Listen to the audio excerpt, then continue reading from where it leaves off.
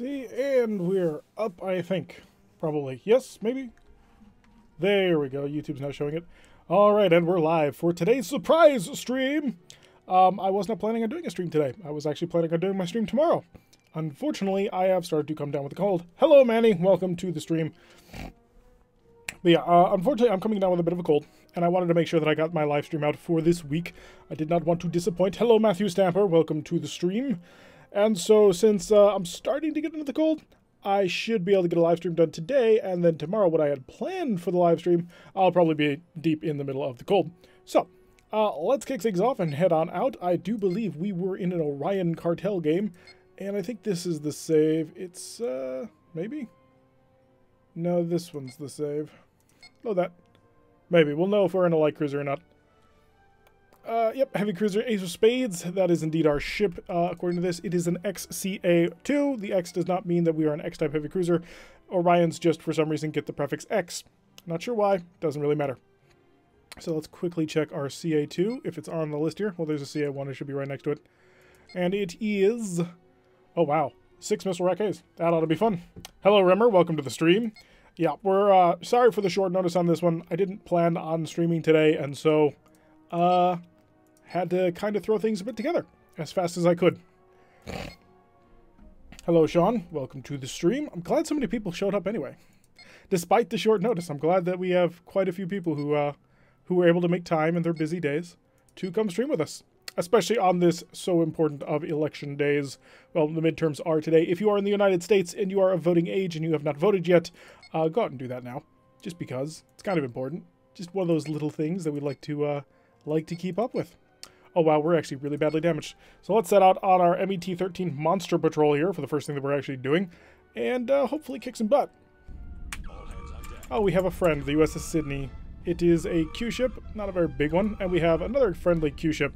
So we're working with the feds on this one. They've hired us to go sweep up this monster, which is a very large plasma monster. Hopefully we have enough ammunition to kill him. We do have 6 missile launchers, so that should be enough to destroy anything we run into. But things could go south. I'm quickly gonna set up a scatter pack, not because we need to, but because I want to. And we're also gonna increase the speed a bit. Apparently we're dented from the last mission. I'm not quite sure what happened. You're 6 episodes and a few missions into the Merak campaign, and you have a MIRV launcher. Are MIRVs supposed to be out that early? Yes. Yes, they are. The MIRV is not necessarily X-type technology for the Merak. It comes relatively early in the ship list. Not super early, we're only in the mid-era, and you can keep track of the eras really easy if you're playing the Merak, because it determines whether or not you're using slow drones, medium drones, or fast drones. So, in the UK, but I have a thing for politics, so I know what's going on. However, I promise not to talk about politics. Exactly. The only politics we're going to be talking about is the final election towards the skirmishing between the Klingon B-11 and the King Condor, which we're going to be watching. Not American, nor of voting age, but I want to vote desperately. You will get there eventually, and then you will curse it. Alright, so we're, how far are we? 30? Oh, good, we have medium drones. So they will be flying out quite fast. Is it just me? The stream keeps dying? I was having a little bit of trouble with it, and then I just clicked the live button and it sorted itself. According to my stream analytics and stream health meter, it says green, so. I told you to get that drone cruiser. Also, the ship can one-shot. Yes, it can. It is a very large plasma torpedo monster. And that's what it does. Luckily, he's not going to be able to do anything for the next 3 turns, and he has no way of defending himself. It's fantastic. So we're going to dump a whole bunch of missiles on top of him here. Just all of the pieces going up. Probably should have brought a different cartel. So yeah, we're just going to stay. Well, we really don't have to worry about staying at range or not. This is going to pounce on him, then we'll fire more missiles, and then more missiles, and eventually he'll die. That's how that works. Hello, Laura Dell. Welcome to the stream. Bit of a surprise stream. Again, I apologize for it. The standard stream times that I'm kind of looking to do... Hello, Thornbush. Welcome to the stream. The standard time that I'm kind of thinking about doing is a Wednesday and a Saturday. Just kind of spread them out a little bit, because I know you guys had mentioned you would prefer a stream on the weekend, and I would like to oblige. Not sure if it's going to happen this week, purely because I'm starting to come down with a cold, which is one of the reasons why I ended up streaming today, as I've mentioned about 4 times now. Glad to have elections and referendums. It's Remembrance Day in the UK. Oh, yeah. So, I can't really say Happy Remembrance Day, but, good Remembrance Day, too? For those of you who don't know, it's kind of like our Veterans Day.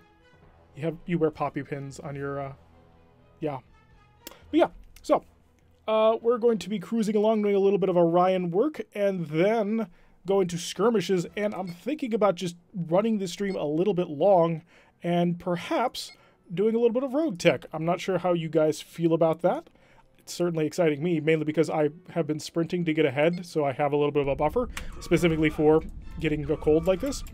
And so I'm kind of keen and excited about rogue tech at the moment. You guys are I have about a week's worth of material right now that is currently already lined up to release automatically. So there's some interesting things that are coming for Starburst Sardaukar. They're going to be getting some really, really fun things that happen. It's really all I can say because I don't want to spoil it because it's fantastic. Do it, please. Sure. We can definitely do that. So I figure, yeah, we'll do about an hour's worth of the campaign, and then we'll switch over into a couple of skirmishes. Especially because the super important midterms voting between the B-11 battleship and the King Condor. We will not be fighting in either of them. We'll be letting the AI smash each other against that. And we'll be flying around in a Federation like news ship, just broadcasting the whole thing and talking about what they're doing. So that's my plan for the part of the skirmishes there. And that'll be the sole part of the election, is whether or not the B-11 battleship can win or the King Condor can win. So get your votes in early. So we're gonna rage. Let's have fun. No reason not to at this point. And we'll start pulling off. I'm not sure how many missiles we can actually control, and I'm kind of worried to test it because we don't have a whole heck of a lot of missiles on board. Thanks, Derek. Always takes time to remember. Part of the reason I like Starfleet Command is because of my interest in naval history as a kid. I love big ships. Yes, Starfleet Command is so wonderful because it's tall ships in space because we don't have a third dimension. I know a lot of people absolutely adore Bridge Commander, and I understand that, and I agree with that to a certain extent. But this interface is so intuitive, it's so much fun. So we're going to dump one more salvo on top of him. He is an AMS, which I believe means he's an asteroid monster small. And judging by the number of weapons that he has, absolutely, he is not very well equipped. We'll put it that way. So we're going to use our double raider to stay on the edge. He still has an R-type plasma torpedo, which is kind of scary. 144 damage a shot, or per salvo. That's fantastic. We do a gross of damage. Asteroid monsters. They're terrifying. If you have to fight them close, they are absolutely nuts. But otherwise, they're pretty easy. 702 prestige, that should be enough to supply us fully, so we'll finally patch off that damaged part and give us our 3 admin shuttles. We'll pack up the missiles. We're on Type 4s already. Good. And full loads there. Only 60 missiles. We have, what, like 80 or 90 in our current drone cruiser in the Marat campaign? I'm so happy we got a Merv heavy cruiser. See, Neutrino did an excellent job of finding it and getting it towards us so that we got to use it. I may as well just go for maximum here. So everybody should thank the quartermaster for having discovered the cruiser and getting it into our hands swiftly and efficiently. Because we're about to do some really, really fun things with that cruiser. Oh, we fight some very, very large things that the game thinks that we can handle, and funnily enough, we handle them. So it's been just an all-around great week in the Marat campaign. We're being escorted today by a normal Federation DD, the Freedom. How appropriate for the day that we are currently playing on. It is Freedom Day elections. And we're facing an HR-2. We're going to send a probe as soon... Oh, wait, no, we can't. We don't have any probes. Because if I'm not mistaken, yeah. The Orions don't get probes except on their X-ships for some reason or another. I could prep a scatter pack, and I'm going to do that. So we'll be fully equipped and ready to hit on that. We're also going to go up to a maximum electronic countermeasure, just because we don't really care about hitting it with normal weapons. So he could be at maximum ECM, and it just would not matter to us. So let's pick up the pace a little bit more. How much power do I have in that shield at the moment? There we go. We don't need much, especially not at long range. And there, the forward shield is getting its reinforcement. Let's increase the speed of time. We are facing not the gigantic battlecruiser like is shown in here, so I'm not all that concerned with what we're about to run into, but we are within range. Let us conduct our bombardment. And we'll... I don't think we need to double up on it. He'll probably react to it pretty instinctually, which will lead to him... he'll dump a Wild Weasel. And then we'll follow up immediately with a twin salvo, and that should do most of him in. Yep, he doesn't have any anti-missile defense systems. I'm actually going to see if I can't bait out a little bit more fire from him. Go on, shoot me. You know you want to shoot me. There's the Wild Weasel. Oh, you're done for. You are just done for. The bloody gloves. Well, you made a mistake. A very big mistake. And I shall capitalize on that mistake. 3, 2, 1. High energy turn. Interesting strategy. He could just go full Death Blossom and spin around in circles. Maybe he can get all of his defensive systems engaged. He shot down most of that salvo. But the rest of it came in. Wow, the number of tractor beams he has is impressive. The bloody glove's about to come off. He actually handled that really well. Like, look at how few shots actually got through onto him. He didn't care. He was able to make use of his weapon systems quite efficiently. And he has an absolute metric ton of point defense systems. Which is pretty impressive. Dump a whole bunch more into him, see if we can't start baiting out a bit of weakness. He's got 4 tractor beams. There we go. Managed to get the cascading failure, and he just shuts right on down. So let's go yellow alert. We may as well green alert. Let's go and make offers that cannot be refused. Although I bet the Federation DD is probably not all that happy with who we're about to drop off. I assume it's some sort of major enforcer figure who's about to get the smuggling ring fully involved in whatever it is we do. So let's get ready to beam on over. Not a tractor beam, although that would be pretty funny. I wonder if I could tractor beam a planet. Huh, I kind of want to try it now. It might work. It might stop us. That would be helpful. If we could just turn on a tractor beam to ensure that we didn't crash into planets. Because the tractor beam should force it off, but I doubt that it's, like, tractorable. It probably has a line in the code that says non-tractorable. Range is... that'll be good enough. Send in the diplomat. Who apparently blew something up. That kind of amuses me, the fact that they still have the line where they apparently accomplished some sort of hit-and-run raid. And a decent amount of prestige for this one, I assume. Yep, 280, not bad at all. That'll pay for the missiles at the very least. And the 27 damage that we automatically take for shuttles. Or not shuttles, but for engine doubling. The Pirate Conference, thanks to the Federation escort. Yes, it was all only possible because the Federation made it so. And they're supposed to be the good guys. So let's pop over here, continue to expand our reach. Another monster mission. I feel fine taking monster missions to build up a bit of cash. They're easy. Unless it's the Sun Glider, in which case they're not easy. Luckily for us, it's a disruptor monster. Even though head-on it kind of looks like a World Eater. But no, it's not quite like that. It looks like that, a potato. A flying space potato who has the ability to fire disruptor bolts from its mouth. And we shall take it on quite easily. Yeah, it really does look like a backwards planet crusher. I wonder if the planet destroyer is actually in the game. That would be pretty interesting, actually. So let's cruise on in here. Kick up our defenses to the full level. And forward shields. That way we're fully protected on this one. But yeah, the plan for the normal stream schedule is going to be probably Wednesdays at about 3. And then I haven't decided what time on Saturday, because I want to make it easier for people to attend who are in different parts of the world. Mainly our friend from Australia, who has to wake up at 6 a.m. to get to these streams, which I assume he hasn't, because I didn't announce this well in advance. So it'll probably be later in the evening. I'm not really sure. I was thinking probably around 5 o'clock EST. So normally when we end these streams would be when we would be beginning the weekend streams. Let's start to engage. We don't need to get anywhere near him. He's not all that dangerous though. I mean, he's only got disruptors, so who cares? Actually, I'm going to increase the speed of time. May as well. Because it's not like he's going to be able to defend himself. He has no way to shoot back. He's only got 4 disruptors. 132 damage on that one.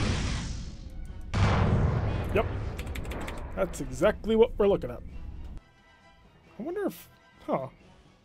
Does electronic countermeasures have an effect on missile damage? Because we've got 6 missiles. 6 missiles is how many points of damage? Because it's times 24. I don't feel like doing the math in my head right now. I will figure it out later. Convoy escort is fine, I suppose, as long as we're not attacking a convoy. We just do not have the ammunition for that. We run out of reserves way too quickly. So, preparing for battle, and apparently it's a single freighter. It's a Q-ship, it's a Romulan Q-ship, which is quite dangerous, because Romulan Q-ships are equipped with twin plasma torpedoes, which are not fun. They are very, very dangerous, and I do not like having to deal with them. So, kick on the shield reinforcement, and just the normal things.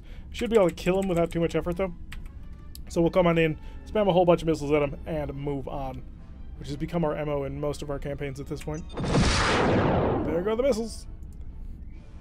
Now, I don't think you have a D-type plasma torpedo, but you might, so if you do, that'll be annoying because this salvo will not scare you. Oh, we have a friend, the free trader. Ah, I get it. It's a fun joke. Love the joke. Good job, man. Okay. Didn't expect it to go that way. Order that too. I had heard, but I was looking at your previous streams, but with a defense shift of 1, they seem to still take 24 damage. 548 for that. Jeez, we are making such a racket. Alright, so did we get promoted to captain? Were we lieutenant commander? I forget. The last time we did a stream was like a week ago, so there are things I have forgotten. And a normal patrol mission. Are we going to go up against more pirates or an actual empire? Well, we're fighting nothing at this point, but we do have an MMD with us, the USS London. So it appears that we are helping out some sort of Federation luxury liner. I'm not sure why, but I assume it was worth a lot of cash. So again, all the things that you need in order to feel confident that you're going to win a battle, including all the shuttles and missiles that you can shake a stick at. So kick up the speed, rock and roll. Don't need to go all that fast. There we go. And it's a single pirate heavy cruiser at this point. Can't see anything else right now, so it may be nice and easy. We'll fire at a range of 72, even though technically, because he's closing at range, our missiles have a longer range than that. But it just keeps track of things for me. I hope he does not have a point defense system, because that would make life difficult. We can shoot down all those missiles without having to worry. And he is now turning away, so he may try and burn out the missiles. Nope, he's going to turn right back into him. He's going to high energy turn right back into him. Huh, you did nothing with that. Will you react to this? Yes, you did. And look at my point defense just utterly destroying everything he's got. I'm going to dump this right in your face. Still have 6 missiles coming in on him, which is something. We really don't have a ton of additional weapons, though. I think our phasers only shoot mostly to the front. Hi! How many can you shoot down? Wow. I gotta give you credit on that one, man. You are holding a lot of shuttles. Or a lot of missiles all at the same time. I'm just gonna see and add to that and see how many you can actually keep track of. Look at that! He's holding on to 6 missiles! You, sir, have some very cool tractor systems. It would be a shame if they were to suddenly collapse. He's holding on to 7. At this point, this is practically a bar trick. Jeez. Can I get some more missiles or phasers or something onto him? Because I want to start knocking him down. Because he doesn't have any more phasers to shoot him down with. He's just holding onto him. Nope, it's going to have to be up to the missiles to just completely overwhelm him. You cannot handle this many. That much I'm confident of. There we go. That was impressive. 7 tractor beams, was that? Because he was holding a tractor beam onto 3 on his forward starboard side, 3 on his forward port side, and 1 in the back. Unless he activated his normal tractor beam to do that. Which I didn't think you could do, but I'll actually give that a shot at some point. 27 damage just for being a pirate.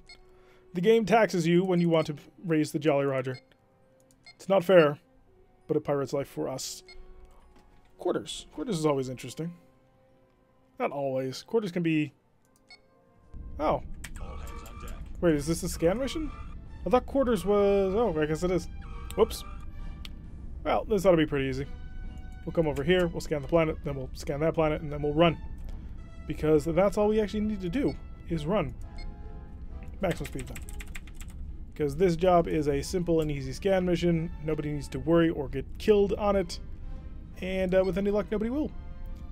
We are maintaining 0.5 points of energy into our electronic countermeasure. That's not great. So we're going to cruise on into this planet, kick on the scanner. They'll tell us there's nothing here. We'll go to the other planet, kick on the scanner. They'll tell us there's stuff here, and they'll shoot at us, and then we'll run. And once we have completed the running, we will be perfectly safe. Although this glass rear shield does make me a little bit worried. So maximum speed of time, maximum speed of the boat. And let's also kick on the deep scan. Also, I suppose technically they're not boats because they can launch other vessels. And you know, they're in space, so it probably doesn't quite count. Vessels need to be closer in order to scan the planet. Yeah. but you should be able to start it. Pull into a parking orbit. Hi! Start the scan. And we'll kick on speed as we hopefully don't run into the planet itself. Alright, science officer. It looks like to be heavily populated Gorn colony. So should I nuke it? Should I steal it? Only 20 Gorn on there. The planet only has 8 phaser arrays. Hi, other planet who's going to shoot at me. Oh, there's a Gorn battle frigate. Oh no, it's a much larger ship than that. I think we kill him first. So let's kit up and get ready for that. Oh, he's one of those. He's not going to do anything. He literally will not react until... I'm not sure what, but I think this is a slightly glitched mission because he can't do anything. Blast the planet? We don't have the weapons to blast the planet. We have missile launchers, which he has 8 phaser 3s. He'll shoot them all down. Wild Weasel ready. So our Wild Weasel is ready. I'm going to stack up a nice huge salvo. Actually, I want to, but I'm not sure I can. So let's watch the attack ship just to make sure. Because he's just sitting there. Did he shoot all of them down? He did. And we knocked out a shuttle base, so he's dead. So we know that from the normal campaign. Well, we lost the shield. We got him. Gorn ship destroyed. We're good. Alright, now let's go scan the planet. Secret hidden Gorn doing secret hidden things. Unfortunately, we lost a very important shield, actually. It was one of the best shields he probably could have knocked out. Beginning repairs to engines. Yeah, let's patch the engine. And then we'll get within range, we'll scan the planet, and hopefully duck over the line before anybody can kill us.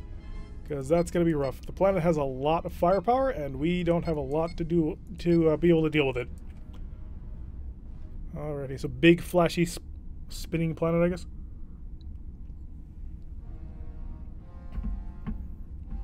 It's a very epileptic and seizure-inducing thing. Alright, let's... sorry about my voice. I am losing it slowly because of this cold. Not into the planet, not that close.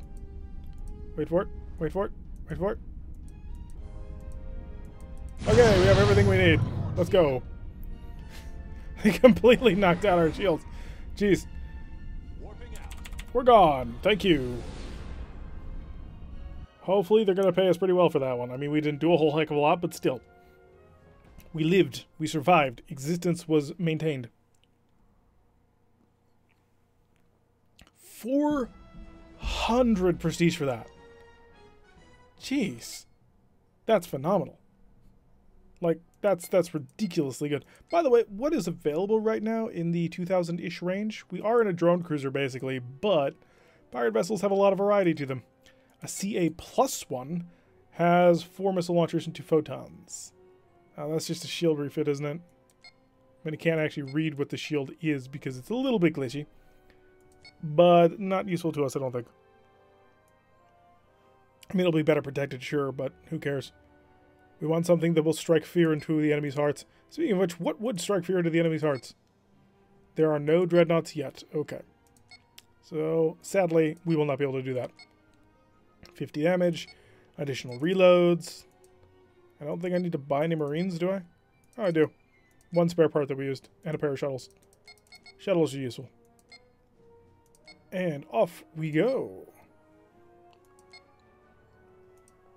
Excellent, fight the monster. Defeat all monsters. That seems to be the main thing of what we're doing at this point, is just fighting monsters. Oh good, it's you again. We'll be able to kill you, no problem. Just keep it at maximum speed of time. We'll have fun with it. It'll be destroyed in no time flat. Also, just because it's super useful to do, that, and this. And then any additional power you've got, just put everywhere. Just drain it through every single shield. Bowl him back into these missiles to make sure they actually hit. Never ever find yourself without the ability to handle your missiles if you're ever fighting a Marak player. Can I kill you with phasers? I mean, you have like nothing left. Just to save ammo, you know? Because 12 rounds, we can still operate with quite a decent amount. Phasers, come on. I've lost patience. I had a very short period of patience for this. And then he died. Drone cruisers. I love them. I love them to absolute death. The problem is every single faction's drone cruiser, if they have a drone cruiser, eventually becomes useless because everybody gets absolutely amazing point defense systems. The only ones who avoid that is, well, basically the Marak. A little bit of damage, mission. MET-6 patrol? That's interesting. What do you got for me on a number 6 patrol? Nothing in range as of yet, so we'll just cruise. Find us an enemy out there for us to defeat. And we can increase the speed a little bit more. We have the power, we may as well use it. Forward shield, get that a little bit of a buff right on there. Oh, there's the enemy. It is a frigate. And we're within range. Engage the frigate and destroy it. Don't let it report back to the home fleet. The new Gorn ships. So I've complained about this before. So wait for it, and Wild Weasel. Full speed. Oh, you did a little bit of damage, but almost not anything, so eat that, and then... Oh, I didn't prepare this guy back, that's alright. Oh, I didn't realize you had multiples. Oh, mistake of mine. I thought that he only had the one weapon system. I was not paying attention. We're going to have to reassess our technique a little bit. There we go. Technique reassessed. Throw more missiles at it.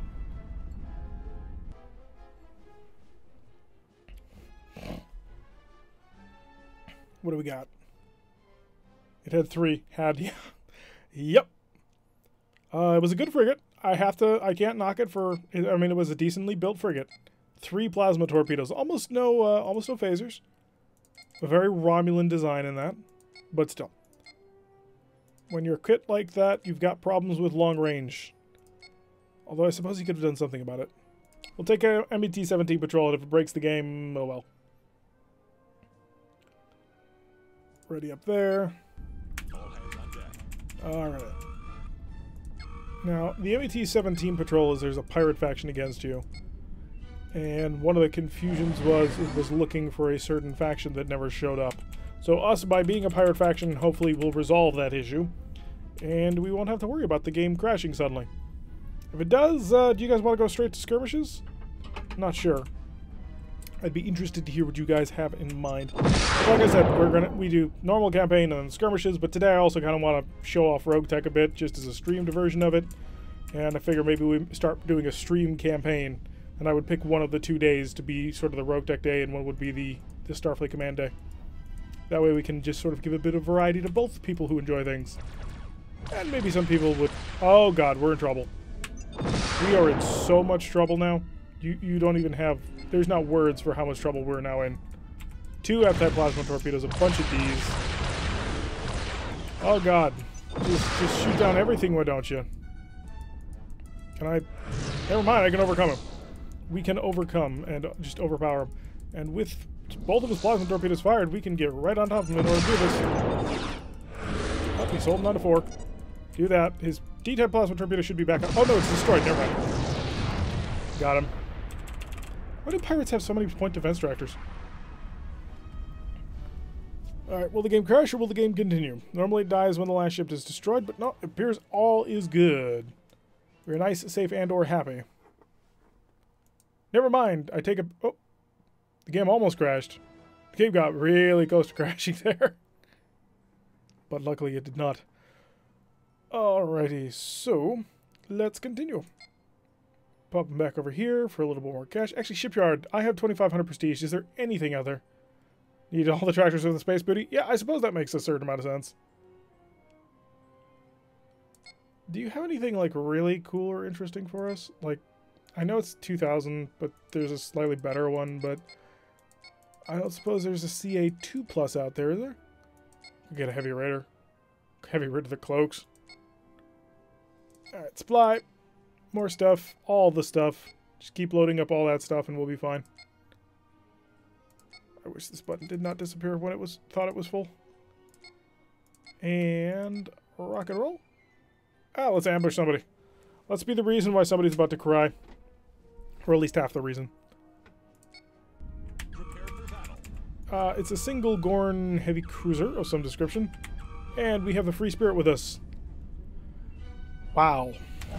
That's quite some firepower you got there, Free Spirit. Let's go really quick here. We should be able to just overpower him with all the missiles, because the Gorn... So, I think I've talked about this before, but Federation early weapons technology, or early weapons ship design, kind of centers around the big gun battle. And so because of that, a lot of the Federation early ships are pretty well decked out with phaser 1s. But the problem is, a phaser 1 is a terrible point defense weapon, because it takes up a ton of power.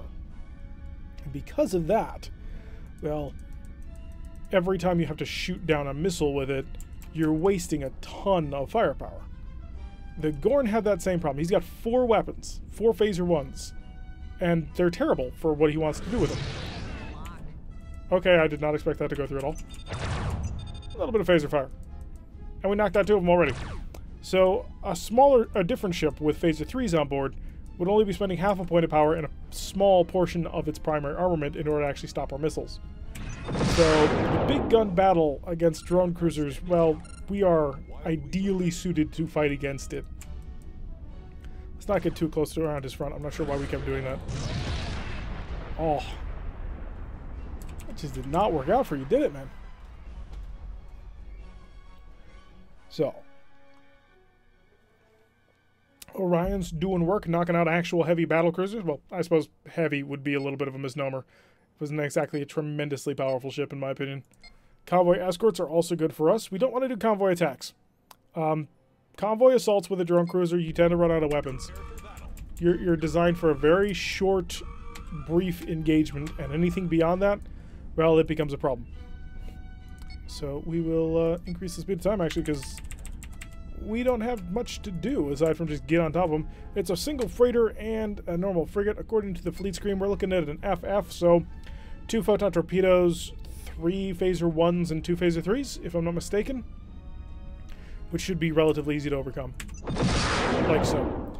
He will, of course, Wild Weasel this, I assume, although apparently there's been a little bit of a dearth of people using Wild Weasels around this place. Are you going to react? You did react, okay. I'm going to get in your face about it. Hi. Ooh. Did not expect that. Did not expect that in the slightest. So apparently our heavy weapons armament is pretty impressive. You will Wild Weasel this because you have to. It's part of your code. You were designed to think in this way, and there's nothing you can really do about it. You do, of course, have photon torpedoes, which you missed, or maybe you hit and I wasn't paying attention. You have a point defense system, but if I shoot at you point blank range, your point defense system doesn't really do much now, does it? So, let this be a warning to you. Q ship plus heavy cruiser. Bad idea. Ooh, multiple shovels. Good idea. And there we go. Keep blinking away. He still has his shuttle bay. I'm very surprised he still has that point defense system. There we go. Enemies no more. Ooh, that was close. Almost tipped over my water. Being too grandiose with all these things that we're doing. How much prestige is this one worth? I can't imagine a lot. 300, wow. They pay out good for what we're doing. We're not doing all that much either. It is 2270.3. So I'm going to guess probably 2270 or 2275 might be when we start seeing some of the better ships. Something that we can actually make use of. We'll do another convoy escort. Hang around with the boys who are carrying all the booty and maybe skip a little bit off the top. After all, we're pirates. We're not actually doing good guy things. It's much easier when we get to do stuff like this, unless you're a heavy cruiser and a light cruiser. Do I have any buddies? I think we've been screwed. Okay. Let's see if we can't make this work. One of those, one of those. So a Wild Weasel and a Scatter Pack, maximum electronic countermeasures to completely negate their ability to use photon torpedoes, which is a very important thing. What are we dealing with? It's a full-on heavy cruiser, okay. What kind of heavy cruiser? Oh god, it's a carrier. We're in trouble. We're in so much trouble. We're going to need high speed, we're going to need a lot of electronic countermeasures, and we're never going to be able to stop. Now, I don't know why I'm preparing a Wild Weasel. Potentially him. He might have something, but he's only a light cruiser, so I don't anticipate that'll be too much of a problem. Are we ready for missile bombardment? We are. Engage the first salvo, which if he launches his fighters relatively soon, it's going to be a problem. Increase the speed time. We're going to drag this out just a little bit. Oh, you came in front. Don't do that. Get out from in front of the heavy cruiser. Let it be all on its own. Scatter pack shuttle ready. Scatter pack is ready to go. And no point defense system. Holy crap, how'd you pull that one off? Oh, because you're currently knocking... I have no defense shift. That would make sense. I did not realize that you had the forward shuttle bay. If this does not pick up a Wild Weasel response, I don't know what will. It didn't? Holy crap. I didn't want to do that. That was a mistake. That was a big mistake. Oh, he scatter-packed us. Interesting. Let's pull him into it. Oh, we exceeded our missile control limit, so we gotta wait a few seconds. What do you equip with? Disruptor and a couple of missiles. You did have a Wild Weasel. Oh, so it must be... So where did these missiles come from? Oh, because he has a missile launcher. I will fortunately be able to blast a whole bunch of shots into his bag. Puts me in an excellent position. We're going to slow down, give ourselves a little bit more point defense system, and be able to charge the phaser capacitor. So many tractors. We got to stay away from those fighters. We actually got to kill the CBS as quick as we can, because those fighters are going to absolutely gut the convoy, and that would be really bad. I'm going to pass right over top of you, try and get onto your stern so I can just unload on you with my rear stick phasers. And you do not have a point defense system anymore, and now you're starting to lose your... Oh, you're starting to lose your whatchamacallits, your tractor beams. Do I cause you to turn in the other direction, or is this just going to work the way I hope it will? You don't have a lot of phasers, you don't have a lot of point defense. He was able to pick one off. Yes, Cat! There we go, that's exactly what I was hoping for. Catastrophic failure, his fighters are now dead. Double mine on top of him to build some space. And, do I have enough missiles to prep another scatter pack? Not really. Well, I could, but it'd be very low on ammo at that point. But actually, it might not be a terrible idea, because we'll get one amazing salvo in. So, got this into his face. He Wild Weaseled, as we expected him to. Now, unfortunately, the scatter pack's not quite going to be ready for what we want to do with it for a little while. And neither is the missile salvo that we want to follow up with. Although we do have enough reloads for everybody. He's got 4, 5, 5, 5, 5. Oh, actually, no, we're fine, apparently. We are absolutely golden with scatter pack. So once we get that ready, we can dump it right in his face and just end his day. Doesn't seem to have a cloaking device of any description, which is wonderful. Look away at him, and missiles to the face. Hi. Yeah, I figured that would get through. Just do not have a very good way of defending yourself. Alright, we probably won't need the scatter pack. High energy turn. And we have a 133% chance for a high energy turn. We may as well get it used. So we'll come hard around just to get right across his bow again. Shoot down into that. Cause as much pain as we can. He no longer has a shuttle bay. And do I have any point defense phases? I do. And the missiles are almost ready. Scatter pack is, but we're not going to waste the shuttle. We may as well keep it just in case we get jumped by something. You're done, sir. Dunzo, I say. Maybe not. Maybe he's an Andromedan vessel, and he's about to activate his split drive. No. No, that did not happen at all.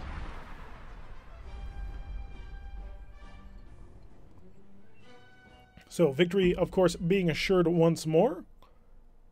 And how much will they reward us for? 200. Really? I think that fight was a little bit more impressive than a 200 score. And still nothing from the shipyards. Really, pirate shipyards really need to get on things because they're just putting out really boring ships at the moment. Done with that. One of those. A couple of mines. And we're going to keep... Which cartel are we fighting at this moment? Prime. Oh, we're fighting Prime Industries. That's amusing. Asteroid base defense could go really bad, could go really well. We will have a giant rock with a lot of phaser 4s attached to it that will help defend us against invaders. And apparently a Federation Galactic Survey Cruiser, so either this is our rock or their rock. Not sure who helped pay for it. Galactic Survey Cruisers are not terrible ships. He's got 3 missile launchers and a pair of photon torpedoes. Early era, I think he's just got 2 missile launchers and a pair of photon torpedoes, but that's just a good loadout. It's a good combination of weapon systems. Prep a scatter pack, prep a Wild Weasel just in case we run into some sort of plasma equipped race. And we'll increase the speed of time. Because it looks like the Jackson is doing just about nothing. Oh, did they not spawn in? That happens sometime. Yeah, I think we spawned an empty map. So what we're going to do is we're going to come over here, go activate the deep scan. It gives us a 33% increase in range to what we can scan. If we don't see them after the deep scan, nobody's here. Beginning scan. Long live Starfleet Command. Yes, indeed. Welcome to the stream, Shodan Cat. Hey, I remember you. You used to comment on earlier videos. Welcome to the stream. This is the first time you've got one, it seems. So there is nothing out here, it would seem. So let's go and forfeit the mission. Because we have completed it. There's nothing out here. They spawned with nothing. So let's see if they're going to give us any prestige for accomplishing nothing. Or if they're going to punish us for using the forfeit button. Yeah, nothing was punished. Nothing was gained, except for the damage that we took for the engine doubling auto-fail. Another scout mission. Oh, we've got a couple of really fun scout missions coming up in the Morak campaign. Can't wait until they're actually up and I can talk about them. Single heavy cruiser, and nothing else. And, of course, the Eye of Terror. So, let's avoid that just a little bit. I think that might be a good idea right there. Kick into full defensive mode. And full speed of time. I'd love to send a probe your way, but I just can't do it. We will, of course, send a missile salvo his way right about disclosure rate of 17. I suppose I could have done it at 80. Fire that. Deal with that. I know exactly how he's going to deal with that, but still. I want to see if he's clever about it. We did stretch things out quite a ways, so we weren't being particularly clever about things. And is he going to react exactly how I expect him to react? No. No, he did not. Now he will react how I expect him to react. But, by the way, he had 6 strike beams. That is just impressive. There we go. 12 missiles at you. Handle this. Haha, there you go. You have no defense against my massive missile volleys. Well, you do have a couple of missile launchers of your own, but I got you. Got him. Oh, whoops. We forgot the scan. Sorry. He just had a lot of firepower. I wanted to make sure he was dead. Mistakes were made. But we can scan the wreckage. Besides, do we really need a lot of information about Prime Industries? Their industries and their primary. I mean, T-19 scan. Ah, this is a boring one, I think. We fly out, we scan a planet, we leave. It's basically diplomatic delivery with a different clothes. So, forward shield, reinforce, all that good stuff. Convert the shuttles now instead of later. That way we actually have them when combat is joined. And increase the speed time. What do we got? Nothing. Absolutely nothing. They're not out there, apparently. Hail, mighty Tirak. Yes, mighty Tirak. Bringer of missiles and death. Welcome to the stream, Aldrich. Nice to have you along for the ride. We're currently going to be doing our pirate campaign for a little while longer. Then we're going to go on to skirmishes. And then we're probably going to play a little bit of Battletech. We're going to probably start a stream for Rogue Tech, the stream campaign. Because I know Lauderdale has wanted to see one. And maybe that will introduce other people on my channel to it who normally would not catch those things. And wait for it, and wait for it, and wait for it. Deserve more views. I appreciate that, but we are a very small channel and we play a very small game. But thank you for the compliment. I always enjoy those. Oh yeah, the mission's not done. Gotta get to the target planet first. Yep, I know you have Lauderdale. It's always fun. But I have noticed that apparently there's not a whole heck of a lot of cross-audience between the two. The Battletech videos tend to do about half as well as the Starfleet Command, which part of me is actually kind of happy, because, you know, that means Starfleet Command is still really popular, to a certain extent. And by really popular, I mean really popular by the perspective of a person who has, like, only 150 subs. Eventually people will make it more popular, and it will be great. So let's get on towards this planet, scan him, and he doesn't have any defenses, which is excellent. Do I have to get to a specific range? Yeah, range at 10. Let's not hit the planet. It is deceptively sized. Do I need to reset my deep scanner? We have completed and gotten all the planetary data. Excellent. Where's the nearest exit? There. Just the pacing of the two games, hard to watch Battletech. Yeah, I can understand that. Starfleet Command tends to be a little bit more, I guess, easy. Whereas Battletech can turn into like an hour-long battle that just gets crazy, waiting for them to go and you to go. Whereas this is just one fluid mess, which is a lot of fun, but still a mess. Monster battle against a living cage monster. According to the fleet screen, we're looking at a medium-sized one. We have two friends, the Jackson, once again, and the Richmond. So the Jackson finally deciding to help us out, take care of the monsters. And we'll just kick up full speed. We won't even bother trying to prep a scatter pack. I don't think we have one, though. So get within range. Not quite there because he's not traveling towards us. Now we engage. And we'll just wiggle back and forth, as has sort of become the pirate thing to do. Gotta slow down so we keep up with the missiles. Keep on speed with them. Maybe we'll even get... No, we can't stack triple salvos, unfortunately. I'd like to, but we can't. Because we don't have the control channels for it. Oh, he's coming right for us. So let's put an end to that. And destruction. Wow, he's still alive. Not anymore, but he was. He survived 2 full salvos from our drone cruiser. That's just impressive.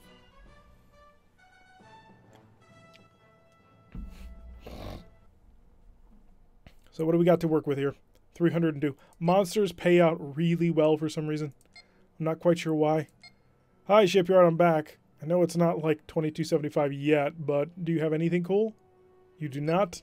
Oh. You ripped the Tinker Toys creature a new one.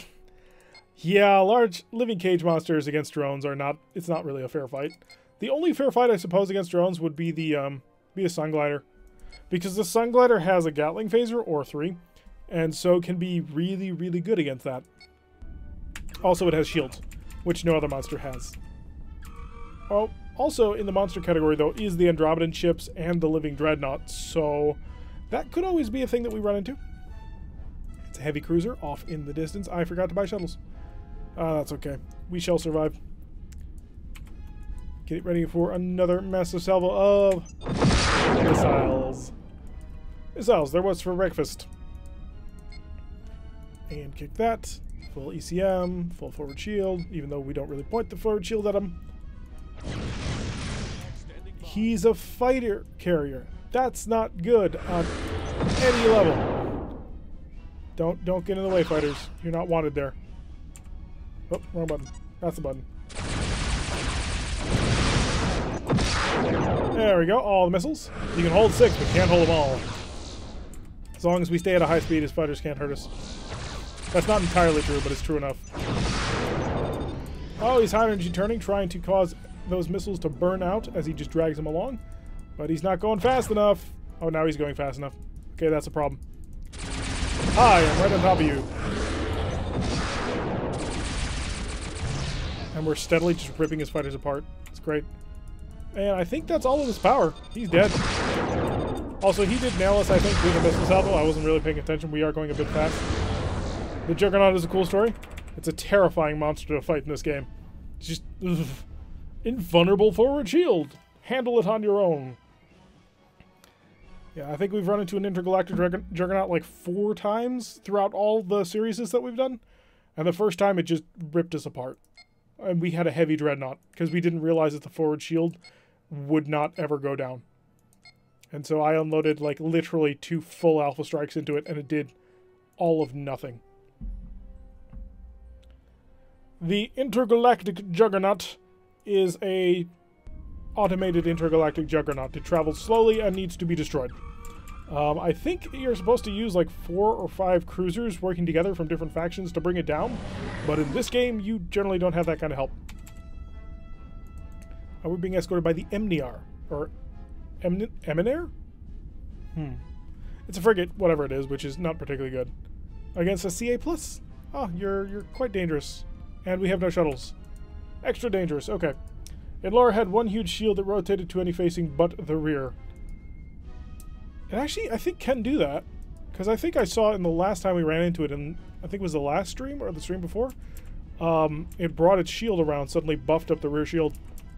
So it might still be able to do that. Although it also has other shields all around it, so let's kick on the speed. We don't need to be going this slow. But yeah, by using the shield reinforcement system, that's maybe how they got away with that one. And wait for it. There we go. So you will be equipped with 6 or maybe 8 phasers. And I think they all have, but if you shoot them at me, you're not going to hit with any of the phasers. I'm okay with that, but just keep that in mind. Do any monsters appear in Starfleet Command have a basis in TOS EPs? Well, there's always the planet killer. Like, it is a monster in game. In fact, one of the main missions that you can run in, I think, Starfleet Command 2, the original Empire War, was the final battle is against a planet killer.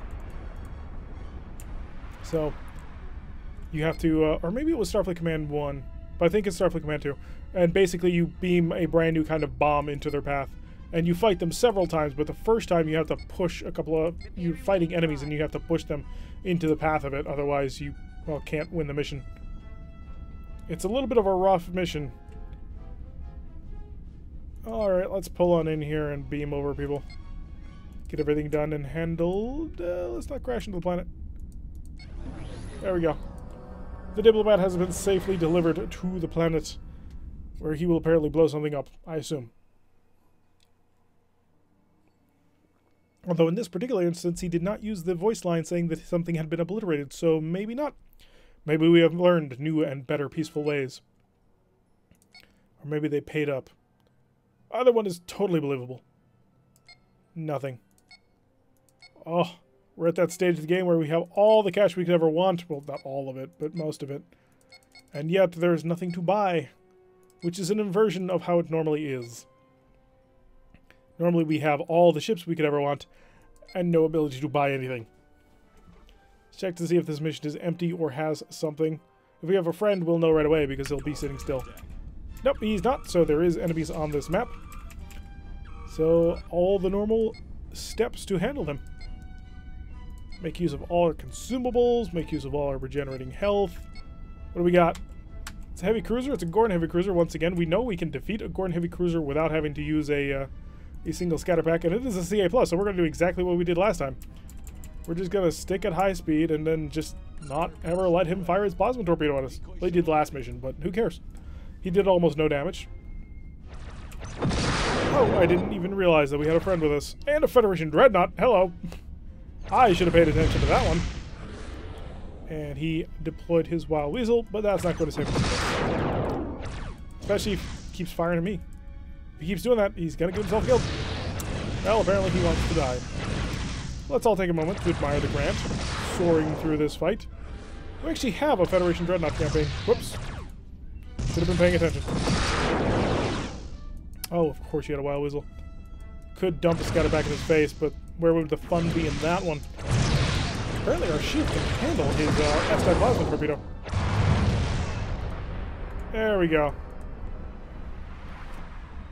But yeah, I think we have a USS Berlin campaign that is currently sitting in the saved game section for whenever we want to continue it with a Federation Dreadnought as our starter ship.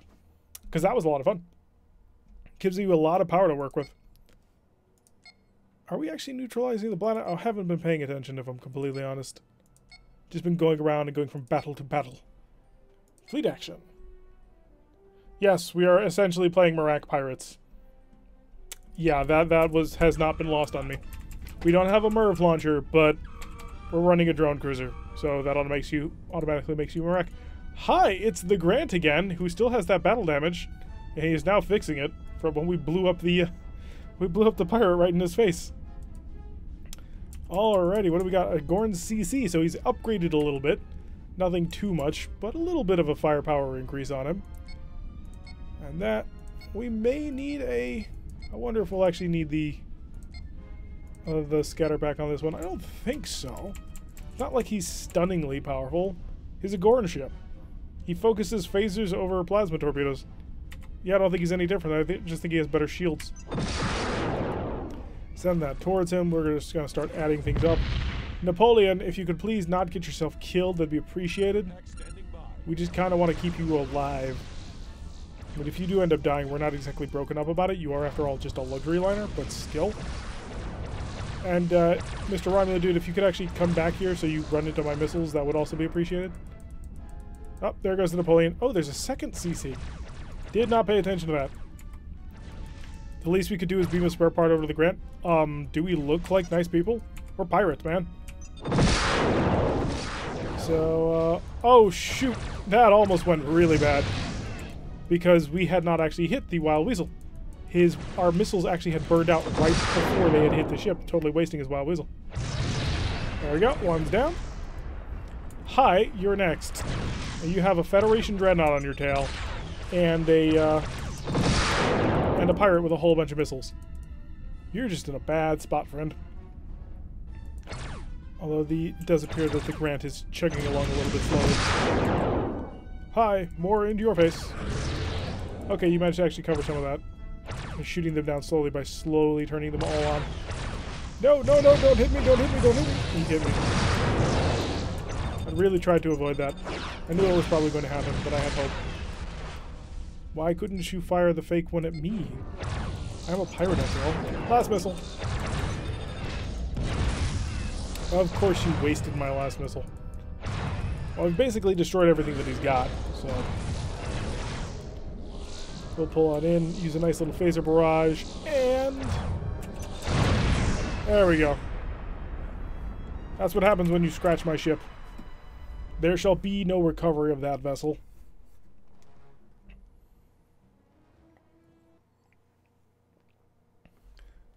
$250 prestige.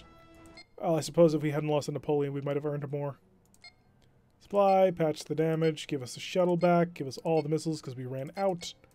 It's always nice to have a lot of additional missiles. Makes things nice and easy. And into Prime Industries territory. Oh, apparently we're parlaying with Prime Industries. Have I not been paying attention? I thought we were at war with them. Oh, it's the water planet. I like the water planet. It's cool. Another Gorn heavy cruiser of the CC Plus variety. So let's just end his life entirely. That will be the plan, as is usual. So full power, 2 engines, and maximum speed time, because we're not going to slow down for this one. Just no reason to. Click on that, click on that. Reinforce. Missiles, we'll get within range and we'll start bombarding. It'll be beautiful. Like fireworks. So pulling on up into range, engage. Probably should have engaged a little bit sooner, but okay. And we'll pull off a little bit.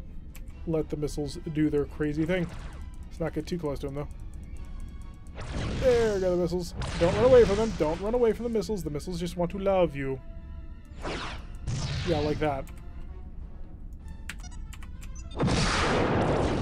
You're dead. Well, you're not dead, but you're about to be crippled. Yep. Crippled. Love missiles. And, yeah, there we go. That took 4 salvos. 24 missiles was enough to destroy an entire Gorn CC Command Cruiser Plus with the upgrade. That just gives you an idea of what you're dealing with here. It's just phenomenal power. And 6 of those missiles didn't even really enter into the engagement. They were just used to bait out a single Wild Weasel. Ugh, missiles are way powerful in this game. Get ready for the transporters. Also get ready with the crash stop. We are going quite quickly. We'd rather not smash into the planet. Land gently would be nice, but smash... No, smash bad. And there we go. What do you got for us? Well, we know it's going to be, what, 280 prestige, I think, for a successful diplomat delivered? And how much? Yeah, 280. We are enemies with Prime Industries. Okay. That's what I kind of needed to know. Patch you. Single Marine. Wait, when would there have been an opportunity for a Marine to die? He didn't penetrate our shields at any point. Well, maybe he tripped and cut himself on something.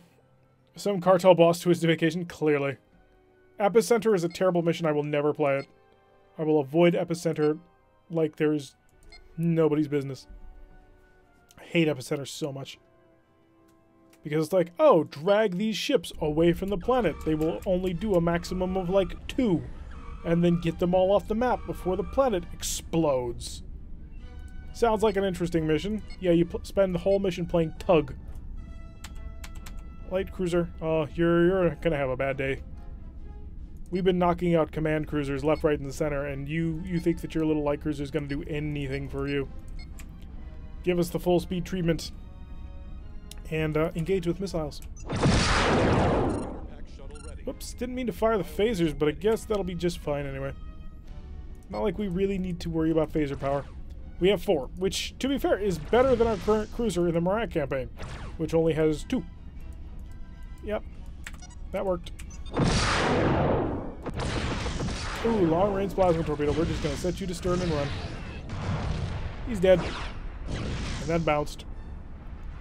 There was a fight in the kitchen cap. Someone slimmed up the replicator again? Slimed up the replicator again. I guess. Alright, so I think we're going to move over to skirmishes now. Mainly the main event. Well, not mainly the main event, but save for that. Let's go into skirmishes. Now, we're not going to do the pack first. We're going to play Federation News Service. So I'm going to quickly grab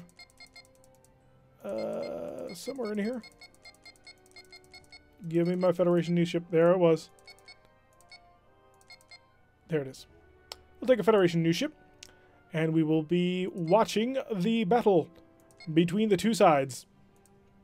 And we're, of course, going to take a Klingon B-11 battleship, because it's just way more fun that way. Oh, I think I went the wrong way. There it is. Give him a B-11V. No upgrades. And... oh, we didn't select the race. There we go, Klingons. Or not Klingons, but Romulans. And we give them a King Condor. And we will watch the carnage, because everybody's on a different team. It's nice and easy. So King Condor... is it this one or this one? It's this one. Okay. Play game. Alrighty, and they started kind of in positions near me, but I'm just going to pick up the speed to full power, and let's watch the two sides duke it out. I think it's so cool the persons are still playing these games. I played years ago, and I sucked. However, I can't wait to get online and get my butt kicked again. Oh, we have a bet for the B-11 already. Well, welcome to the stream, Kevin. It's always nice to have new people. And the Condor has gone into cloak to hide away from the B-11's heavy weapon systems. The only thing we got to keep in mind is not to fly off the map. So, actually, I need to open this to make sure I'm tracking myself on the map. Oh, they are just duking it out, attempting to get as much damage in as they can. Where am I? Let's head back towards this fight. I think the King Condor is winning. And I think that because the King Condor is going faster than the B-11. So it does appear to be, so far, that the Romulans are kicking ass. Oh, wow, that's just a lot of damage. Let's pass somewhat close by, figure out what's going on. Probes. Probes tell us that he's not in bad shape. Probes tell us that he is in bad shape. Wow, no, it was the B-11. Welcome to the stream, Simmons, and yes, that was exactly the reason why we just did this battle. It was the battle of the two titans, clearly, who were fighting for each other in the midterms. I don't think I can beat this guy. Just, we only picked this ship because I enjoy it. Also, because we can do things like that. Those are so hilariously funny to me. Oh god, for all weapons. I actually have an open shield that I can engage through. So that's always something interesting. So, more fire. Are we actually starting to get ships or damage on through? Not really. If we picked up a scatter pack, we might be able to do something with it.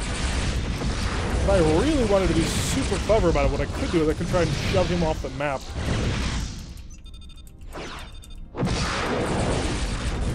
Oh, we are getting shots through. Holy crap. So we're actually penetrating his shield. Oh, we're dying, but still. I count that as a win, the fact that we just managed to get anything through his shields. Oh, this is it. Never mind, the point defense system handling it all perfectly. You can look around them with F2, then page up. Oh, that. Eh. But now that makes me wonder, am I back to the right angle? Can I have any power either way? Well, the whole point of this was just see who would win on that one. And now we know the B-11 battleship is indeed the winner. Rimmer is correct and the winner of the poll, because he's the only one who voted.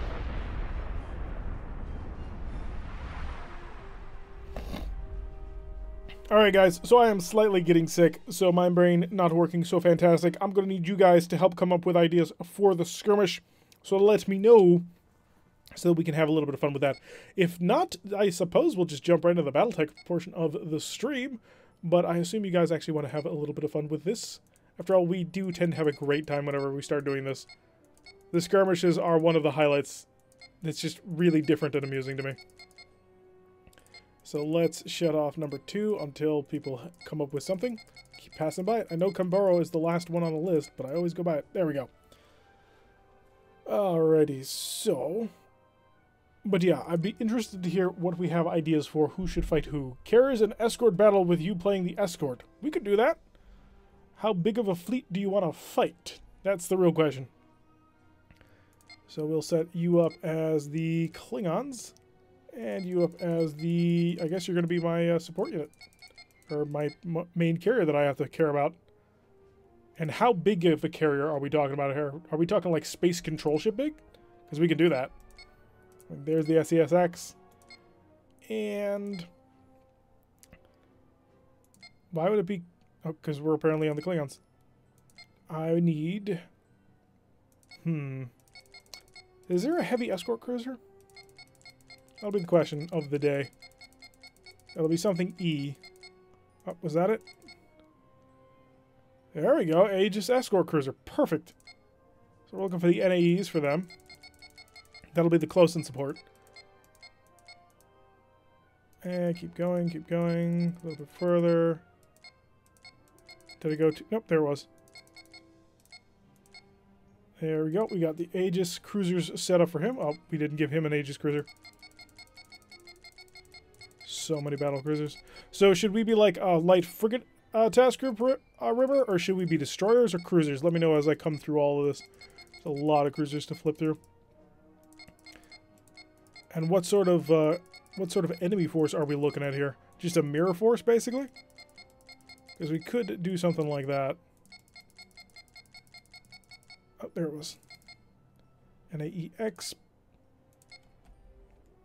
Give them a decent loadout of things. Shuttles. More shuttles. And a few more shuttles. Oh, one more. Yes, the Excelsior is in the mod stamper. We can actually do that. Cruiser and a mirror force. A classic encounter. So we're actually going to take a pair of BCEs then. If you don't mind, Rimmer. That way I can show off the Excelsiors to Matthew, who wants to know. Or maybe we'll take a BCE and a Jersey. So we'll kick up this to full. Make sure that they have some form of defense. And, of course, that means we're going to be fighting C7 cruisers, which are terrifyingly powerful. And the fighters, we need a proper Federation assault wing. So a pair of bombers, and then we need... is it Ravens that are the fighters? Because Vultures are bombers, right? Well, they're not really bombers, but they're tasked in that role. And a whole bunch of spare parts and things for our task group. We need all the things in order to make sure that they are capable of destroying the enemy. Apparently it's the 2203 Julius Caesar. Would the Federation really name a ship after Julius Caesar? It just seems like that would not be something done. Tank ourselves up. Come on. I wish there was a button that I could just say maximize everything. But we must click through absolutely everything. And there is our little carrier group. And for us in the escort group, we shall take the Excelsior class with the X-type upgrade because we need something to work with. So 2 Excelsiors. Oh, not a Dreadnought. Should we have 3 Excelsiors? That would be a little bit ridiculous, to be honest. What would be a third ship you would add on to a cruiser? Because this right here is a cruiser division. So I don't think we need to add on a third thing. And we'll also set up you into Klingon. And make sure that we set the teams up right. Otherwise, we're going to have a lot of pain. And just set you to D. That'll make my life easier. So, carrier group. What's the biggest carrier that the Klingons can have? I don't really know. Because they don't get a space control ship. They just get different kinds of dreadnoughts. A CVBX? 16 fighters? No, we're going to look to see if there's any Klingon ship with 20 fighters to match the space control ship. I see an 8. I see 16 a couple of times. 9 on the 1. Do an impression of Captain Sulu with my voice right now? I can try, but I don't really know how to do an Asian accent. Fly her apart then. No, unfortunately my voice is a little bit shot at the moment, so that's not going to happen. So we will not be bringing the super battleship carriers. We'll just be taking a heavy carrier, looks like. Because we just went through the entire list, and that does not seem to exist. So we also need to see if... No, did I not? Please tell me I didn't just undo everything. Okay, good. So we've got a C8V. Oh my. Yeah, my voice is completely shot. Sorry. Getting a cold is no fun. Let's find ourselves an escort cruiser of some description. I don't think they have escort cruisers. They're the Klingons. They don't escort, they assault. Strike carriers, battle cruisers, diplomatic cruisers, command battle cruisers, survey cruisers, drone, command again, carriers, interdiction carriers, cruisers, maulers, battle cruisers, commanders. I think we're wrapping around now at this point. What were the E7s again? Oh no, these are D5s. They can't be D5s. D5s are too small. Heavy escort, there we go. 86S. Or 86X. So a couple of heavy escorts for them, which are right at the beginning, which really is kind of annoying, actually, that I went through all of that only to get back to the beginning. And we'll load up you with all this stuff. Anybody know what good Klingon fighters are? Like, specifically that would match the Vulture and the Ravens? It's going to be a fairly large battle. We may only do one of these. Because it just takes so long to set up. Not that I'm complaining. It's pretty amusing to me, actually. But yeah, if anybody knows the good Klingon fighters, because we've got Swifts, we've got Lancers, which I'm assuming will be some of what we want, and Fencers, which is more than a little amusing to me because, yeah, obvious reasons. And miscellaneous junk. Give them all the spare parts as well.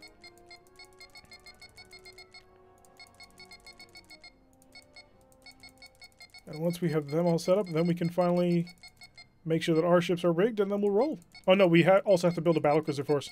I think just a couple of C7s might equal out to us. I think that might be the common idea, instead of having to take anything special or complex.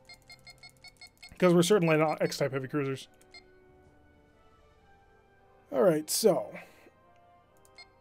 Federation group... Klingon group, and now the Klingon the Klingon support ships.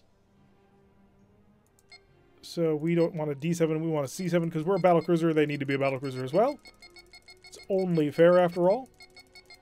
Somewhere down here, there's the C7 series. Finding them is the challenge. God, the Klingons just have so many heavy cruisers.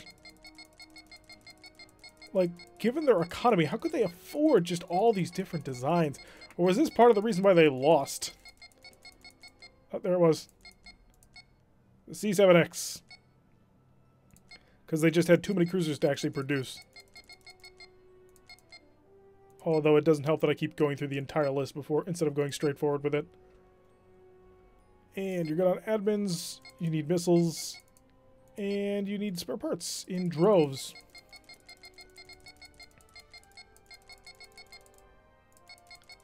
I don't know if the BPVs are equal or not. I do suspect we're about to get our ass handed to us. Mainly because the Klingons have missiles and we don't. The Aegis cruisers have a couple of shots. But us as the Excelsior group, we are not going to have any. So I don't anticipate this is going to go phenomenally well. But we will try. And that's all that really matters at the end of the day. And just us now, our two Excelsior-class cruisers. They don't have any missiles, they don't have any fighters, they just have spare parts. And mines. So we have the Cairo and Repulse. I like Repulse. Repulse was the name of my Corvette in Freelancer. Call it the HMS Repulse. Because it was a cool name. Alrighty, we are finally equipped and ready to go. Just as soon as I set these guys to Team A. Okay. 2 Excelsiors, a space control ship, and 2 escort cruisers.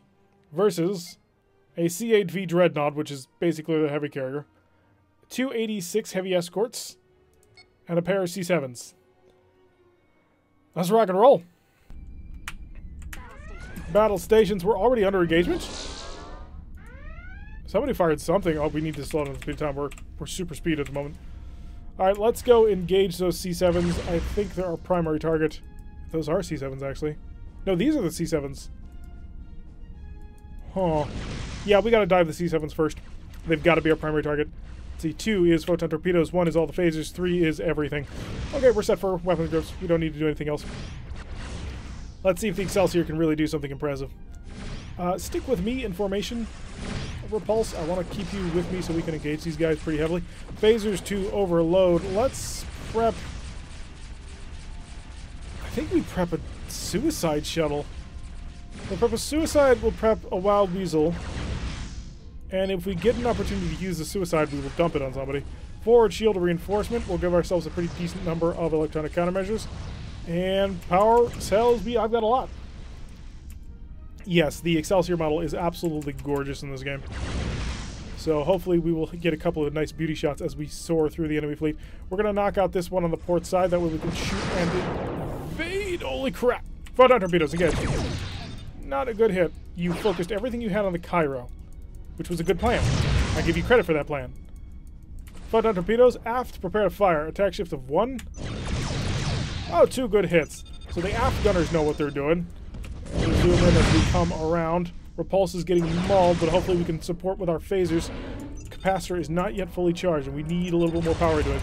But we are getting really good shots into that C-7. We've torn through his starboard rear shield, which leaves him kind of vulnerable, although his aft is down towards us. Oh, Repulse is in a bad way, just getting mauled by those long-range weapons. Yep, and he's gone. Like I said, I think drones are going to be the thing that determines who gets to win this fight. Because the AI, not exactly clever when it comes to fighting drones. Let's dump a mine, see if we can't bust up their formation. They're holding it really well, which is kind of frustrating, actually. Nailing back into me, causing a little bit of damage as we pull on through. Photon torpedoes are not yet ready, nor are the 4 ones. We still have to wait a little bit while. And I need to get a decent amount of power into my phaser capacitor at this point. But if you're going to fly so slow, I need to get you down to a speed of 0.5? No, the Excelsiors do not have AMDs. They are movie ships. So pull through. More speed. Point defense phasers engage. Oh, this is going to suck. And can I get up to speed in time? Can I get any point defenses? Nope. Alright, so we are through now at this point. We tried, and we're not doing super well with it. But yeah, the Excelsiors suffer from a similar problem that most Federation ships have. The big gun battle. That's what they're designed for. That's what they'll do really well. Unfortunately for us, we don't have any way of really dealing with their stuff. So we'll launch that, try and get a photon torpedo going on here. Decent number of shots with the photon torpedoes. Why are my phasers not engaging on that one? That should have been a perfect shot right there. We'll pass on through, double line. Yep, and there goes our suicide shuttle. Destroyed. Pulling on through. No aft-firing photon torpedo at this moment, although I'm seeing a lot of debris. How are we doing with the space control ship? Let's glance at the rest of the fight. One of our escort cruisers is down. One of their escort cruisers is down. I don't see any of the fighter ships at this point. So we've got to pull some distance here. Okay, we finally broke that off so I can shut down those tractor beams. We need phaser banks back because the phasers are going to be our primary weapon. We're going to cruise. We're going to make use of our name. So you've been dented badly as well. In fact, you've probably been dented worse. And the space control ship's actually in a pretty good position to pounce on something. If he can get his fighter banks back. I don't see any fighters, though. Oh, he's trying to block us out, keep us away from the fight, which is a clever plan here. I like the plan that he's trying to pull off. But he didn't cut us off close enough. So he's managed to badly weaken our shields, but we're going to actually be able to pull into this fight at this point. So he has failed in his objective to push us away from being able to reinforce the carrier. Let's get the shields, continue to reinforce, or mainly trying to get the engine back. And we'll pull into range on him. We should be able to maul him pretty badly. If we can knock out a tractor beam, he should be dead. That's the tractor beam. Almost, but apparently he came back. Can I get anything else on him? Nope, just missiles incoming, but luckily our carrier has our back with that one. Using the AMDs to get involved with us. We do have a dreadnought right on our tail, which is kind of dangerous. Also the disruptor fire, but there goes the C7. So we're even on ships at this point, although it looks like our Aegis cruiser is kicking the ass of his heavy dreadnought, so or his heavy escort. Unfortunately, we are badly damaged, very badly damaged, and I think they know that. Those missiles heading towards the carrier, that was probably a bad idea on his part. We don't have any power for anything else, so we're going to slow down, start trying to get a little bit more power into that phase capacitor so we can actually start engaging this dreadnought. Shoving a lot of additional power into the electronic countermeasures, which we really need if we want to survive this battle. And, yep, the C7 continue to open up on us, his main target, which, again, smart plan.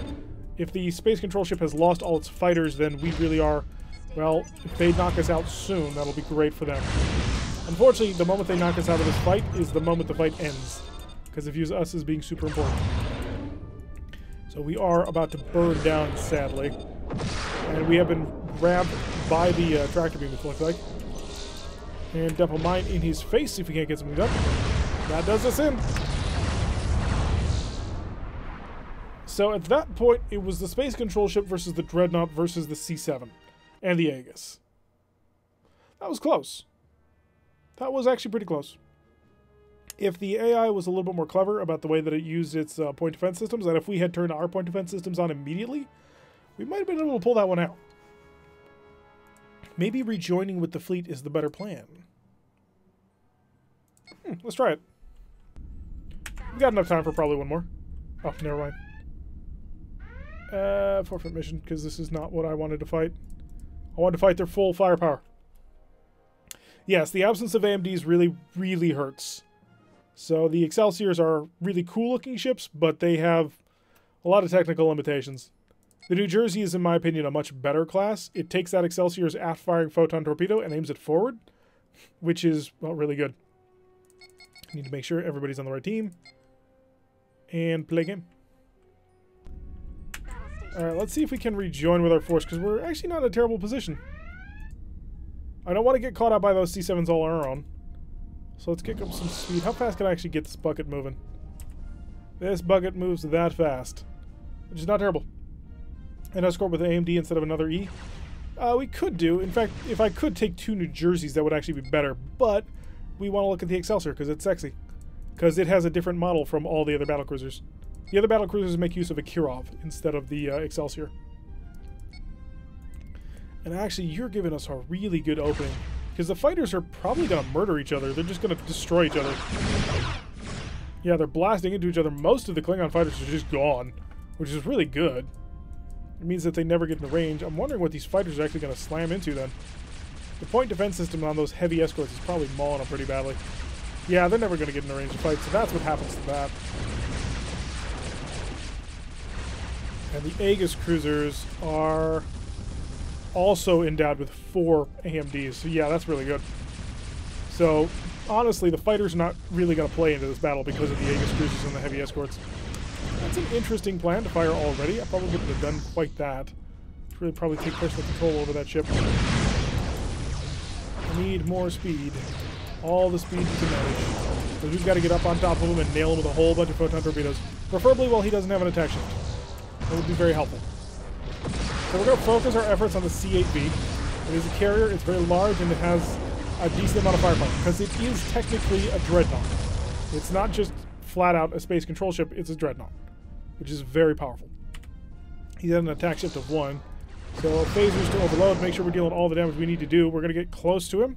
So we're going to go all out. Every single weapon we can dump on him. And nailed him with 3 of the 4 photon torpedoes. We'll pull on through. Actually, if I can get you to fire at my C8B as well. And 2 Orion photon torpedoes. 1 hit, so of the 6, we managed to hit 4, 2/3 of the salvo. That did very well. Unfortunately, we are now getting bombed really badly, but that's just fine. So we came in with an excellently done attack.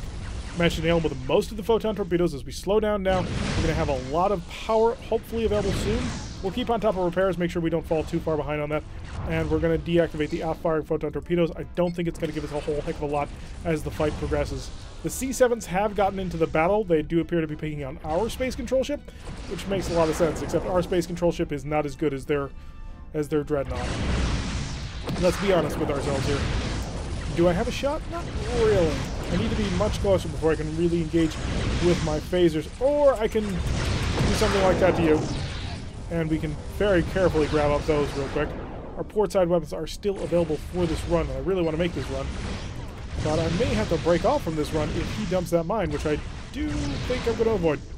I really can't afford too much damage at this point. Let's start patching up the damage phaser 1.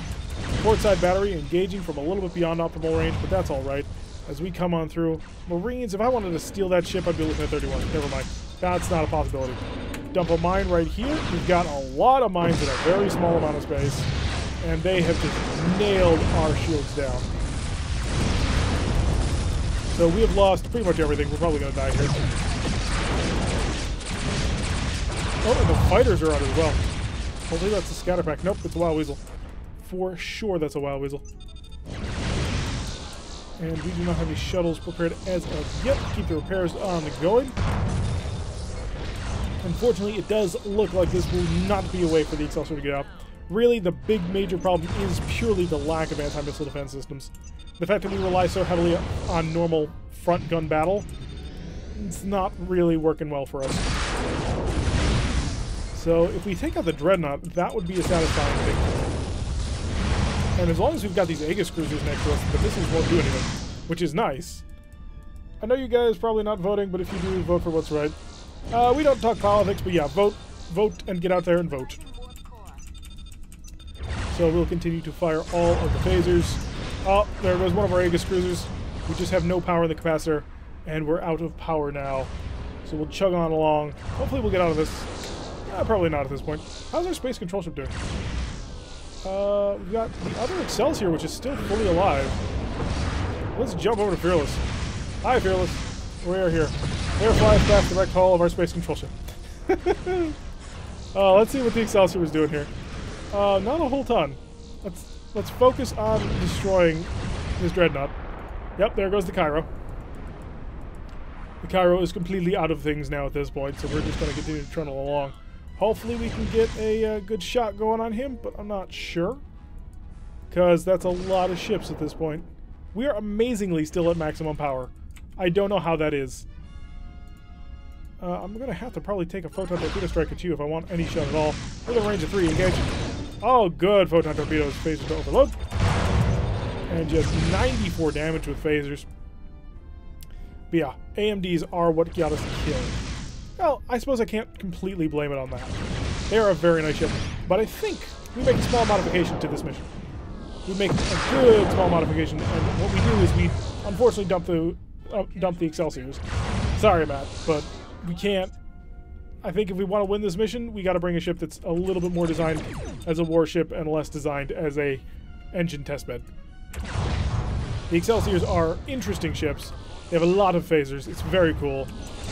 Unfortunately, they're not the most amazing thing on the planet. They're good ships, and they look gorgeous. Yeah, we got a full-on minefield going on over here. Nobody's allowed to pass through that one. Continue to fire the phasers until eventually we knock them down. I probably have enough fire for one shot. Maybe? No, not quite. Patch to the engines. Oh, he can't have anything left, I'm sure of it. Oh, we're losing tractor beams at this point. This is the long-range continued phaser blinking. Phaser blinking. Shame your friends are on the other side. We didn't have any friends at that point. Everybody was dead. All right, so let's make a small modification. BCEs, cool, gorgeous, lovely-looking ships. However, BCJs, there where it's at. So to switch over to the New Jersey class. Because the New Jersey class is, 1, equipped with AMDs, and 2, puts the forward weapons, or takes that aft-firing photon torpedo and aims it forward. Also, as I do this battle, I want to get a idea from you guys. Who wants this stream to move over to doing a bit of Battletech, and who wants us to just keep doing skirmishes for the next half hour? Let me know now, otherwise I won't know, and then I won't know where your guys' head's at. So, type it now if you want to go into a Battletech stream after this fight, or if you want to keep doing the skirmishes. Or if you want it all to end. Either way works. So we are at maximum spare parts. We'll maximize all of this. And are we good on these? We're good on these. Alright. Hey. Play game. Alrighty, no. Wrong. Wrong. Can't do that. Favorite battlecruiser. Can't do that.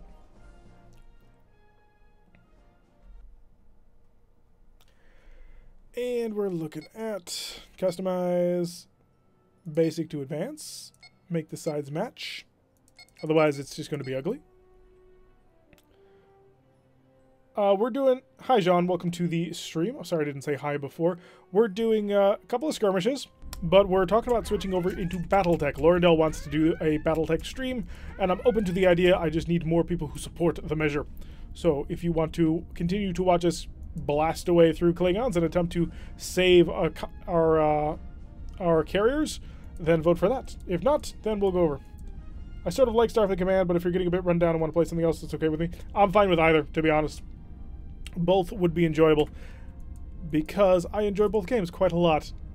We start with Starfleet Command, and I love Starfleet Command. Let's start prepping a scatter pack, because we have it. And we're going to prep Wild Weasel. Now, the one thing that you will note is we were down to 45 power, whereas the Excelsior had 55 power, which is a lot of power. And the reason why it has 55 power, I believe, is because of that, buffer that forward shield, as long as they're trying to completely mull it, is because of the transwarp engine. And so you get more power to work with, which allows you to go a lot faster. Unfortunately, your weapons are not very good. They're not terrible, but they're not amazing. How much power do I currently have spare in other things? I've got 70 points of power on that forward shield. Whichever makes your day better. Although Starfleet Battles is better than Battletech. Alright, so it sounds like we're probably going to continue to do Starfleet Battles. Unless a sudden massive outcry comes from somebody. So, we've got missiles away, and we've got a good shot with photon torpedoes. Overload, point defense systems engaged, please. Thank you. Tractors engaged. Everything phasers, photon torpedoes. Not a great salvo. We've got 2 of 5 because one of our photon torpedoes did not fire, and then we got balled through that open shield. I'm actually going to... I'd like to separate him off of his own fleet, but I don't trust him. So we are really getting into a bit of a dogfight here. We're going to slow down a bit and start patching this. And losing the photon torpedo is not the worst thing in the world. That frees up a lot of power for other things. The big problem is we have a lot of open shields. Ow. Oh, drone cruisers. Drone cruisers are rough. Well, they're not even drone cruisers. They just have, what, 4 missiles? Oh, no, they've got 5 per salvo. Holy crap. That's just impressive. Wow, so remember how I was talking how the Excelsior isn't very good? Look at how fast the Kirov's gotten, or the Jerseys got knocked out. Wow, the Excelsior lasted so much longer. It got through the end of the fight for every single one except for this. So, yeah, apparently Excelsior superior to Jersey. I have been talking out my butt that whole time, apparently. Got that.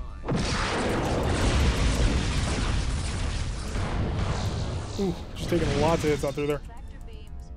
The C7 is an amazing ship class, and I really like it. We ended up becoming primarily a C7. We stuck into a C7 for quite some time during the Klingon campaign. Sort of the major thing that we stuck with. Oh, apparently they've knocked out the heavy escort. Maybe we can run. Let's see if we can't run to our friends. So we do have a dreadnought between us and our friends, but that's not a terrible thing, considering this dreadnought appears to be in a worse fate. Always love the look of the Excelsior in this game, and just their look in general. Yeah, Excelsior is pretty sexy. Although apparently Trek Earth absolutely hates beats Elson. I can't understand why. It's a gorgeous ship. What kind of countermeasures? Let's get some out in there. And we're almost away. We just got to get away a little bit further, and we'll be into the rest of the fleet and have them protect us. In this game with the flat engine looks so... Alright, let's circle on in here and get involved. Oh, I love just how many point defense weapon systems that thing has. Just absolutely saving us. Photon torpedoes galore, too. Slamming into it, causing quite a bit of damage. Let's get our Marines involved. I do not want his AMD to be operating anymore. Take that AMD down. Hit and run target destroyed. He's not allowed to do point defense anymore. Hit that tractor beam next. He's carrying a lot of missiles, but if we take this tractor beam out, we may have won this battle. Nope, he wild weaseled it, so next target after that is going to be the shuttle bay. We're just going to keep tabs on everything that he tries to do. Let's keep in mind that we also need to keep track of all of this because we have a lot of repairs to get done, including our own AMD, which got completely butchered. Oh, missiles, by the way, engaged. Just flood him with everything we've got. I think he's going to be dead here. Oh no, that's actually the C7. Mine. It's going to hurt. There we go, Dreadnought's down. Once you get X aerofaces, it's like, you have shields, you no longer have shields. So we have 2 C7s versus... Is that 2 Aegis cruisers, or did we lose one? No, we do have 2. We have no fighters, though. The Klingon fighters survived a lot better than ours did. Not quite sure why, considering we have better fighters. At least I think they're better. Oh god. Oof. I'm going to call that a win. I mean, not for us, obviously, but at that point in the fight, the only thing that's left is one heavily damaged C7 and one C7 that's down to red shields all around, versus 2 Aegis cruisers and a space control ship. I think Federation wins that battle. Alrighty, so what is next? We've tried it. We tried it pretty hard, and didn't work out quite our way. Victory. Yes, we have taken victory, remember.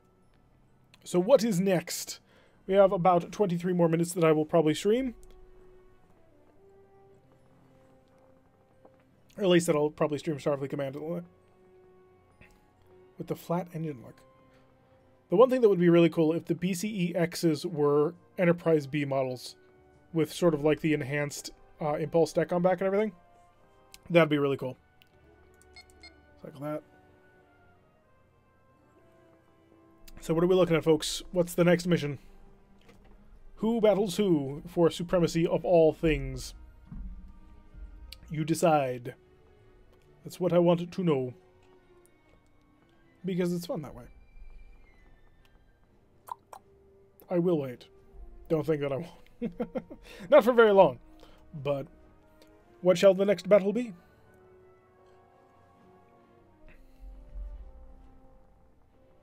Dunno. See, that's my point. But my excuse is I'm starting to come down with a cold, John. You, well, maybe you are coming down with a cold, too. Thornbush, what would you like to see? Actually, Thornbush, you play ISC, right? And, we actually did the ISC assault versus the pack.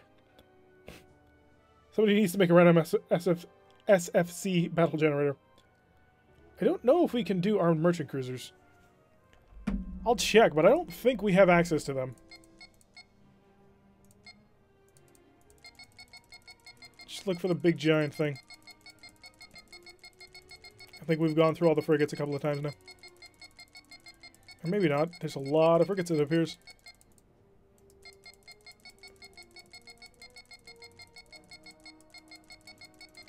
A lot of destroyers on top of that. I don't think we have access to armed merchant cruisers. Nope. We have access to them in the normal game. Like, we can, throughout, they will build armed merchant cruisers and we can actually buy them. But Skirmish doesn't give you access to that. It only gives you frigates, light cruisers, heavy cruisers, and dreadnoughts. So unless an armed merchant cruiser is one of these categories, there's nothing we can do about it. A heavy cruiser? There's a lot of heavy cruisers. This is the Starfleet battles list. Cruiser against as many police ships as the map can handle. Okay, which cruiser and which race of police ships? That is the question for you, sir.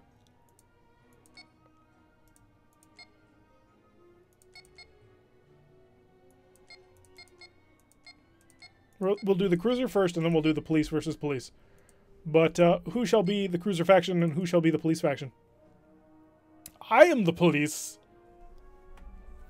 An Excelsior versus 9 police ships. Okay, we can do that. But again, the question becomes, which police faction for the enemy? We must know this question.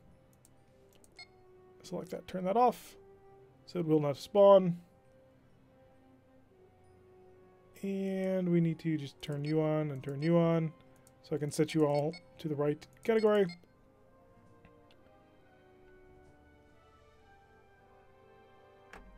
ISC police ships, okay. So we've got an ISC ship here. Gorn. No, now I gotta go all the way around. Lyran, Hydran, Gorn, ISC. Klingon, ISC, Federation, C. And the last one, ISC. Maybe take someone else's police race, suggesting it if you took mine for Excelsior. Ah, that's fine. I don't think the Klingons have police ships. So we got frigates. So we need to find POL. There it is. Police corvette. Armed with a single plasma torpedo. Thought this was supposed to be easy. It's gonna be a lot of plasma torpedoes. Is there a different POL I'm supposed to be not a heavy cruiser. Police heavy cruiser frigates. Coming to you live. So we've got another police corvette. Yeah, they've got plasma torpedoes. I was surprised. I'm moderately afraid. Will we be able to actually take this on? You're not Klingons. You're ISC. There we go. Yeah, any faction that has a plasma torpedo on their ship, yeah, that's a little bit better than just mediocre, especially for a police ship. Dreadnought. No, not Dreadnought. Frigate. We're supposed to do as many police ships as the map can handle. Oh, I forgot. So it's not just this. It's actually... shut this off, reselect. Dreadnought to frigate. What we're actually doing is, because there's a lot of factions on this map, 3, 6, 9, 12, 15 police ships. Once I get them all set up. Oh, you guys keep picking big battles. Big battles are hard to make work. I understand that they're beautiful to watch and lots of explosions, but woo. Call police plasma pistol. I think we're going to place a limit in the future of no super big gun battles. We have some of them ready. And come on, almost got it. Just sipping coffee while she slave away ship selection. Just let me copy and paste ships. I wonder if actually there's a way that I can set up as like a stock thing. Be able to just inject it. Instead of having to actually do all this.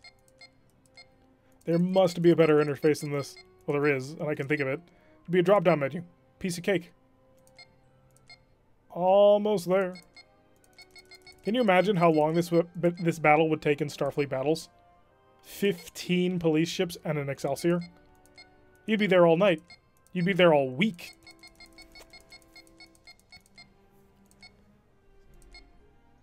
And the last one for the last two.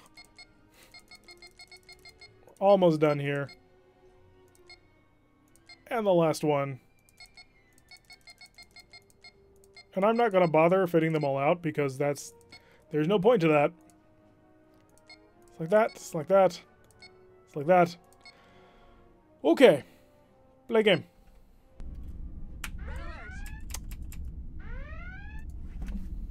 Really, game?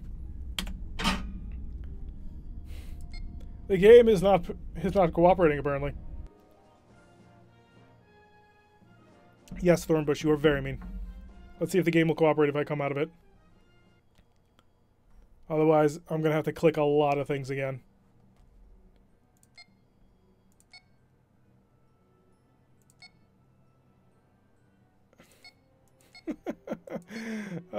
Here's what we're gonna do. Here's what I'm gonna do. I'm gonna go load game. I'm then gonna go leave game and see if the skirmish has reset. Because if the skirmish is empty, then I can do something with it. The skirmish is not empty. Okay. Fireworks. I'm gonna start this game all over. I gotta do it all over again. Completely all over again. Because it was glitched out on it. Alright. Let's do this again.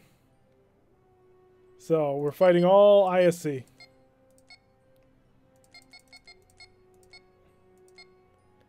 I like a clean desktop. It's supposed to be like a window. Got everything cluttering all over it, it doesn't look good. And then what's the point of having a nice background? That's how I look at it anyway.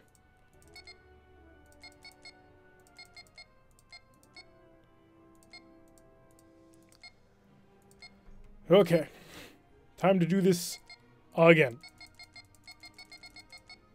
Police ship. Police ship number 1. Somebody needs to name all of these ships. That's the only way that it will make things fair for what I'm doing. You guys have to come up with a name for all these police vessels. 2 different police factions, the Fed Police and the Klingon Police Force. Do you realize how much harder even that would be? The one-on-many solution will be probably as much as I'm willing to do.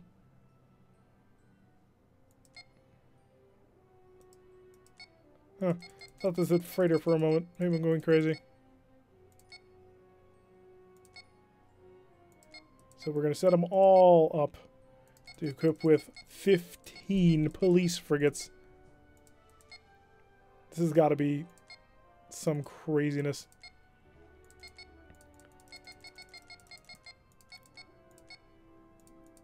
And on the bright side, probably won't be enough time to do anything else.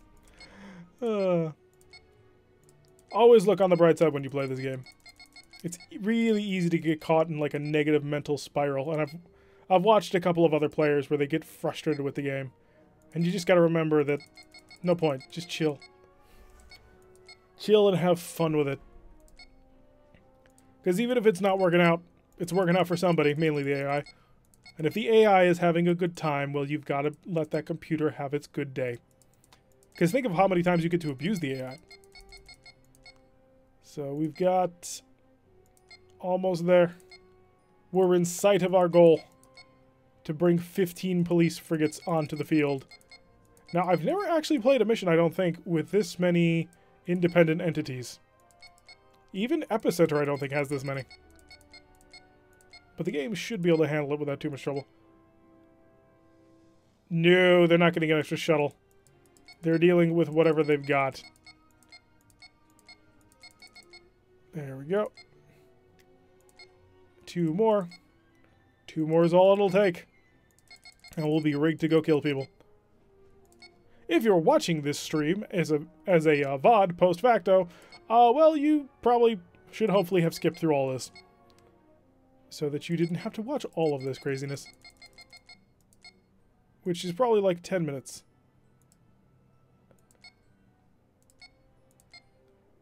Okay, 15 police frigates. And a BCE. It's time to go. Begin skirmish. We're surrounded. So, let's kick up the speed and see what we can do with these guys. One of the problems is that their plasma torpedoes are in fact plasma torpedoes, which are very, very dangerous to us. They will probably annihilate us if they hit us with them. Because 9 plasma torpedoes, that's 180 damage. Okay, that won't actually kill you in one pass, but that'll hurt. That'll hurt a lot. So we've probably got we've got 3 turns, essentially, to do all the damage that we can to them before they all have a plasma torpedo. And then we have to avoid them at all costs. Now, this is actually very similar to a mission. It's called the Wreck for the Gorn. I think it's the Wreck anyway. And what it is a single heavy cruiser versus a whole bunch of Romulan tiny Shrikes or whatever. And like 1 light cruiser. Yes, the cops have us surrounded. It's the fuzz. You think that's going to help you? It will not. Oh, that was a thing of beauty. I have the ability to literally annihilate them in a single phaser salvo. Oh, this is a lot tighter than I thought it was going to be. Phasers are not yet charged, but they're working on it. I'm gonna get some photon torpedoes here. Got 3 of them. More phasers. Come on, we need to kill them quickly. Decoy shuttle ready. Prepare another decoy shuttle and get us out of here, because now they're about to all have plasma torpedoes. Or not, because they don't have the power to charge their plasma torpedoes. Photon torpedo. Ah, we killed it. We're being mobbed and surrounded by the enemy. We just don't have all the power we need in order to defeat them. Start dropping all the area of effect weapons we have. And every little bit of damage that they take, there's nothing they can do about it. They don't have any armor. Now granted, once they're through our shields, that's gonna be painful. Best idea ever. I don't know about that. Maybe if we were a Marak heavy bombardment cruiser. Let's get that shield reinforcement put on the back shield, because that's starting to fail on me. I don't want it to fail. Oh, plasma torpedoes are starting to be fired. And a mine. Who's got a plasma torpedo? You've got a plasma torpedo. Let's turn to try and bring this stern shield away and accelerate as best as we can. I'm really, really tempted at this point. We lost the shield. That's not good. More power. What was the distance on that? About 7. I am not. There are ISC invaders to our galaxy. I'm gonna shut this off. And this off. And this off. And how much power does that give me for other things? That's the question. Because the photon torpedoes are never gonna have an opportunity to fire. You gotta stop. Oh, it's not fast enough. Cancel the drop! Well, this is a problem. So they're through our armor, unfortunately. I could try and steal them. That's always a possibility. We're building up our phase capacitor as fast as we can. Oh god. Well, it was fun, but we're done. Oh, we're done. We just got hit by 3 plasma torpedoes through no shields. And another plasma torpedo. We're down 5 points of power. Your Excelsior cannot stop them all. No, they cannot, Neutrino. Unfortunately, well, there's a way to do this right. It would take me 3 hours, but you can do it. Like, first of all, there's 15 ships on. So did he fire 15 plasma torpedoes or 1 is the question. So there's a way to do this. And it's a really slow way to do this. Oh no, this is not the pack. This is nothing. I have literally the capability of annihilating each and every single one of these with a single salvo of phaser fire.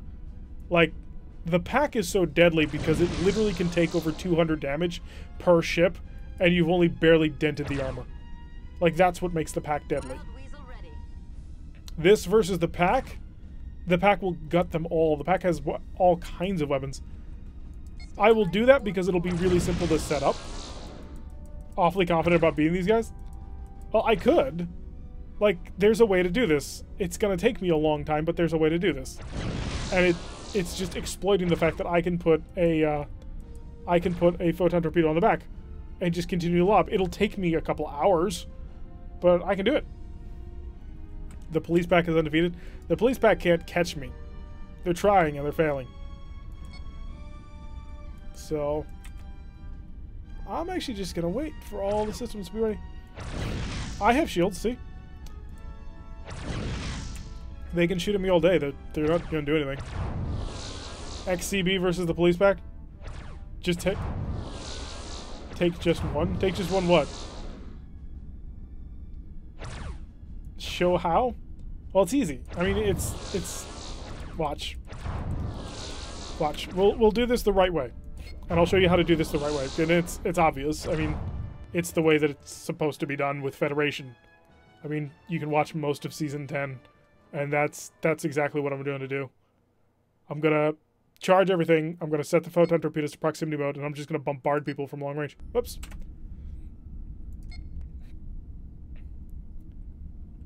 Any bets on me losing the next one?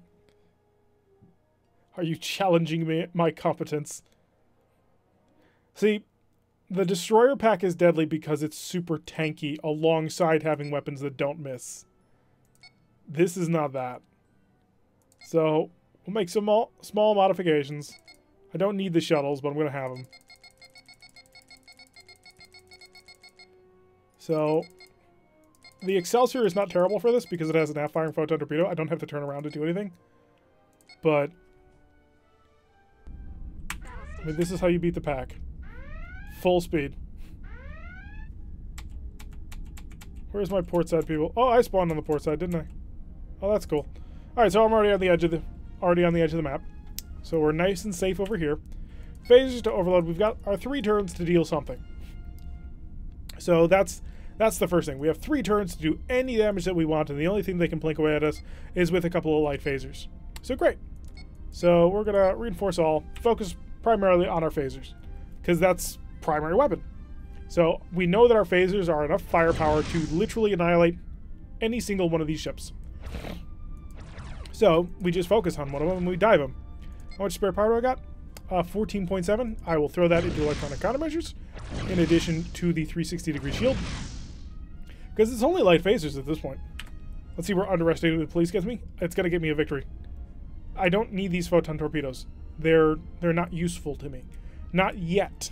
The photon torpedoes will become our primary weapon in 2 more turns.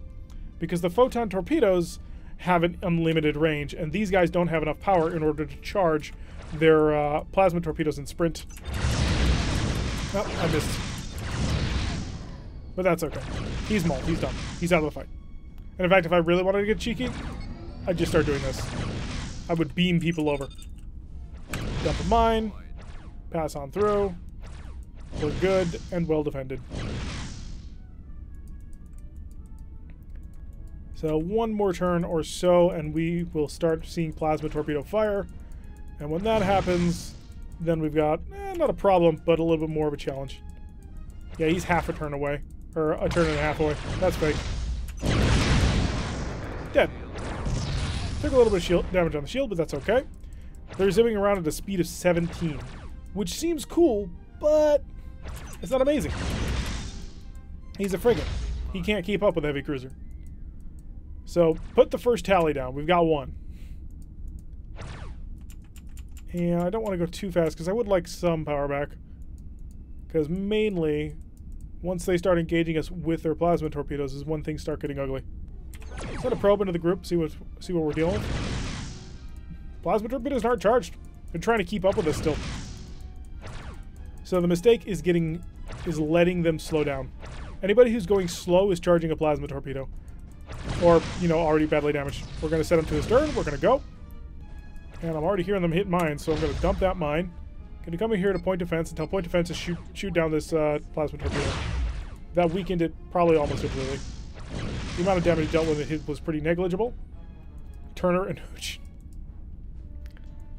So as long as we just maintain a high speed and a decent separation, they can't touch us. They're not powerful enough to catch us. And they don't have a long enough range to deal with us. So at this point, the pack is dead. This entire fleet pack is, well, they're not going to be able to stop us. He fired from range of 6. He fired from a little bit beyond that.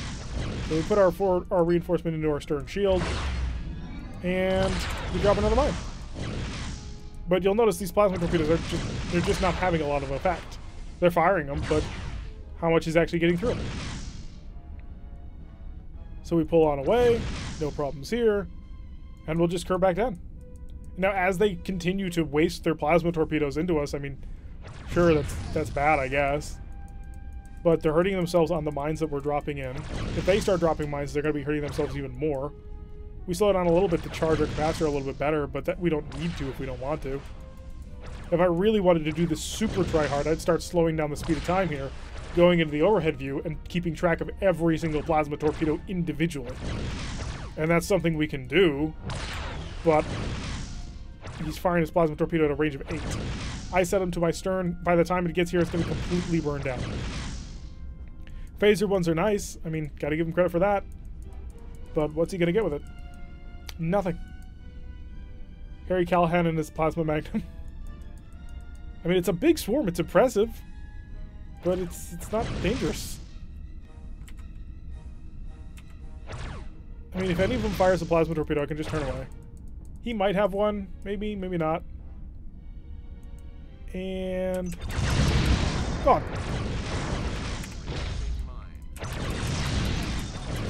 And we just pass on through. Dealing a whole bunch of splash damage to everybody. Chief Wiggum, unfortunately, is the ship who's already been crippled. He has nothing. So that's what, 3 at this point? So we've already taken out a decent number of them. Losing our stern shield kind of sucks. But all I'm going to do is I'm going to set him to my stern, or set him to my starboard side, and run. And we'll rebuild that stern shield. Actually, if I really want to get crazy, I'll just do this. Because at the distance we're working at, they're not really doing a whole heck of a lot to us. I mean, most of those phasers are missing. Classic Americana. I'm not covering the midterms. We're just doing this because midterms were today. It's kind of amusing. We are actually playing Starfleet Command, which is an excellent game. Highly recommended to anybody who enjoys Star Trek or tactical combat. See, they're just ramming into the mines. And we're currently doing a couple of skirmishes here that has been suggested by the community, who wanted to see us versus 15 police cruisers, which is kind of interesting. Perhaps a shuttle or two might scare them. Well, the shuttle actually probably could scare them because the shuttle has a phaser 3 on board, and we'll probably be able to do something to them. How are we doing on power at this point? We have 1.7 points of power in the electronic countermeasures. So now we're just sizing them up. At this point, we're going to drag them around in circles, ram into this guy out in the corner, or whoever presents the corner, and bit by bit we'll cut them to pieces. This is Star Trek GTA. Sure, why not? Lesson being never ask the internet for advice. Specifically on what? Alright, we're going to come through here, and I hope you don't have a plasma torpedo, but if you do, it probably won't hurt me all that much. I mean, it's only 20 points of damage. You're dead, that's another one. Cruise on through. We're actually causing more damage to them than they're causing to me. Stern shield's down again. That kind of sucks a little bit.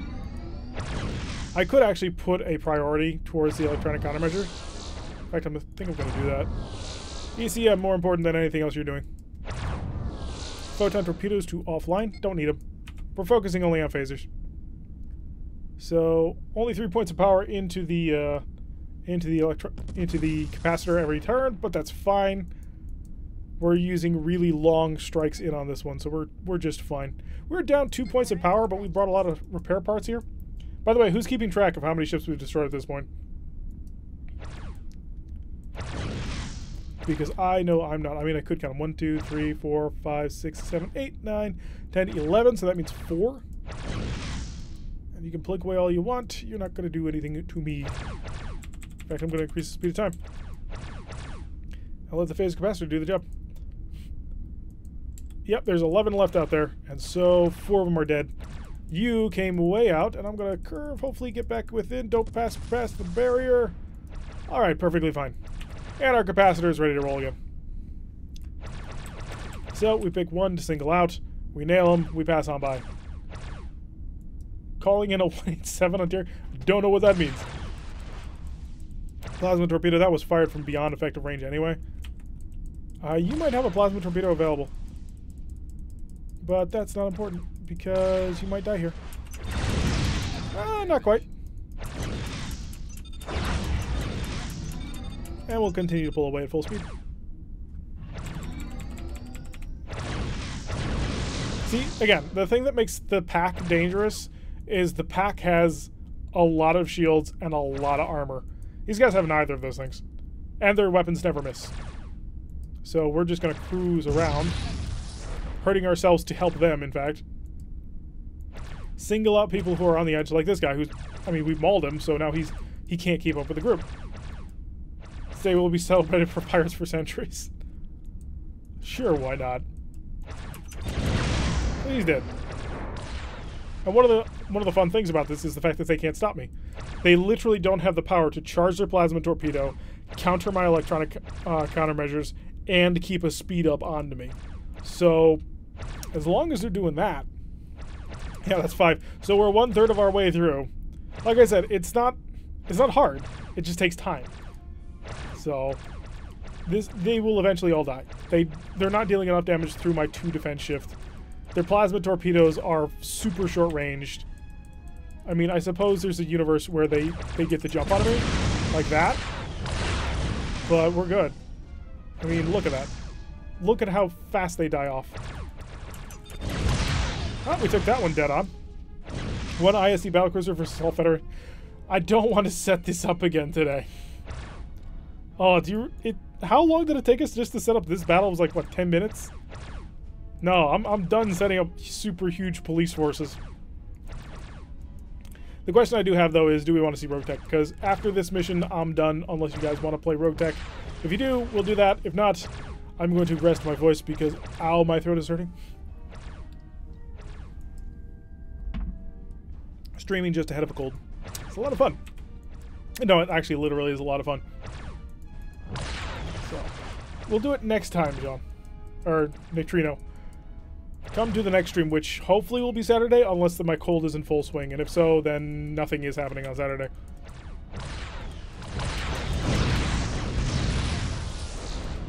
Okay, weakening him bit by bit. That might get some damage in.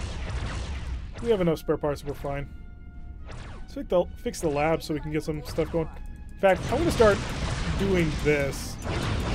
I'm going to go after individual groups just to reduce their power. I mean, we're going to do target of opportunity at this point. Apex. So is Neutrino a clan name?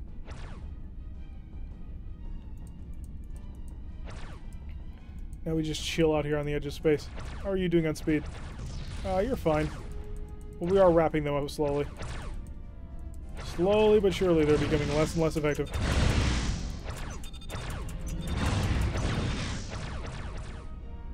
Yeah, they just don't have the power to fight us. They can't handle our shields. And they can't handle our electronic countermeasure. And they can't handle the phaser barrage.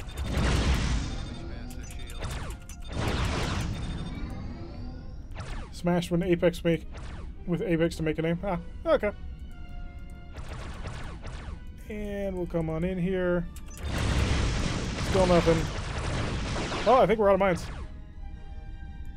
Still no damage from that. They just cannot deal anything towards us. And the fleet is spreading out more and more. Which is excellent for us. Come on, you're almost dead. The main problem of traveling at this maximum speed is just we don't have power. We have 3.8 points of power to put into the phaser capacitor at this point. Oh, don't do that. Don't do that. Let's not be dumb. After all, I have to prove you all wrong. Alright, where's my super weak police frigate? There you are. I think you still have a plasma torpedo, but I have a forward shield. Okay, you're done for the fight. What am I doing? What do you mean, what am I doing? I'm winning, that's what I'm doing. Staying at maximum speed and long range. Taking advantage of my phasers instead of my photon torpedoes. Ignoring that. And you're a tail. You're a tail I might be able to exploit. Actually, if you come close... That hurt. There they go. Now they're all firing plasma torpedoes. And they took out 2 of my phasers. Jerks. Amazingly enough, that didn't affect the power.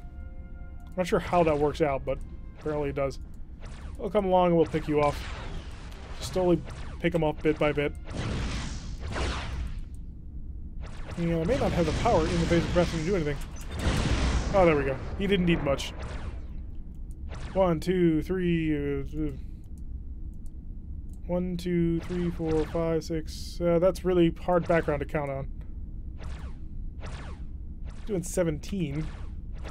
So it's clearly he's been hit.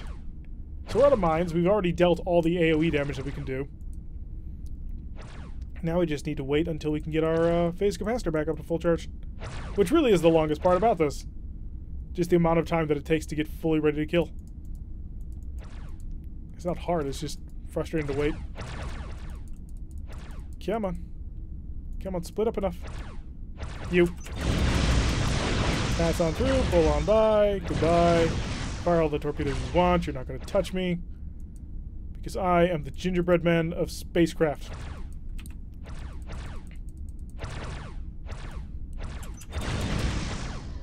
You don't have a plasma torpedo, you might. Our shields, amazingly enough, are almost fully back to power. Well, not fully, but they're all in yellows except for that stern shield because it takes a hit on occasion. Unfortunately, I don't have any power to reinforce it with, otherwise that would be hilarious. You. I choose you to die next. Anybody keeping track of the numbers? You need to surrender, killing isn't the answer. Hey, they're the ones shooting at me. I didn't start this war, they did. The Widowmaker.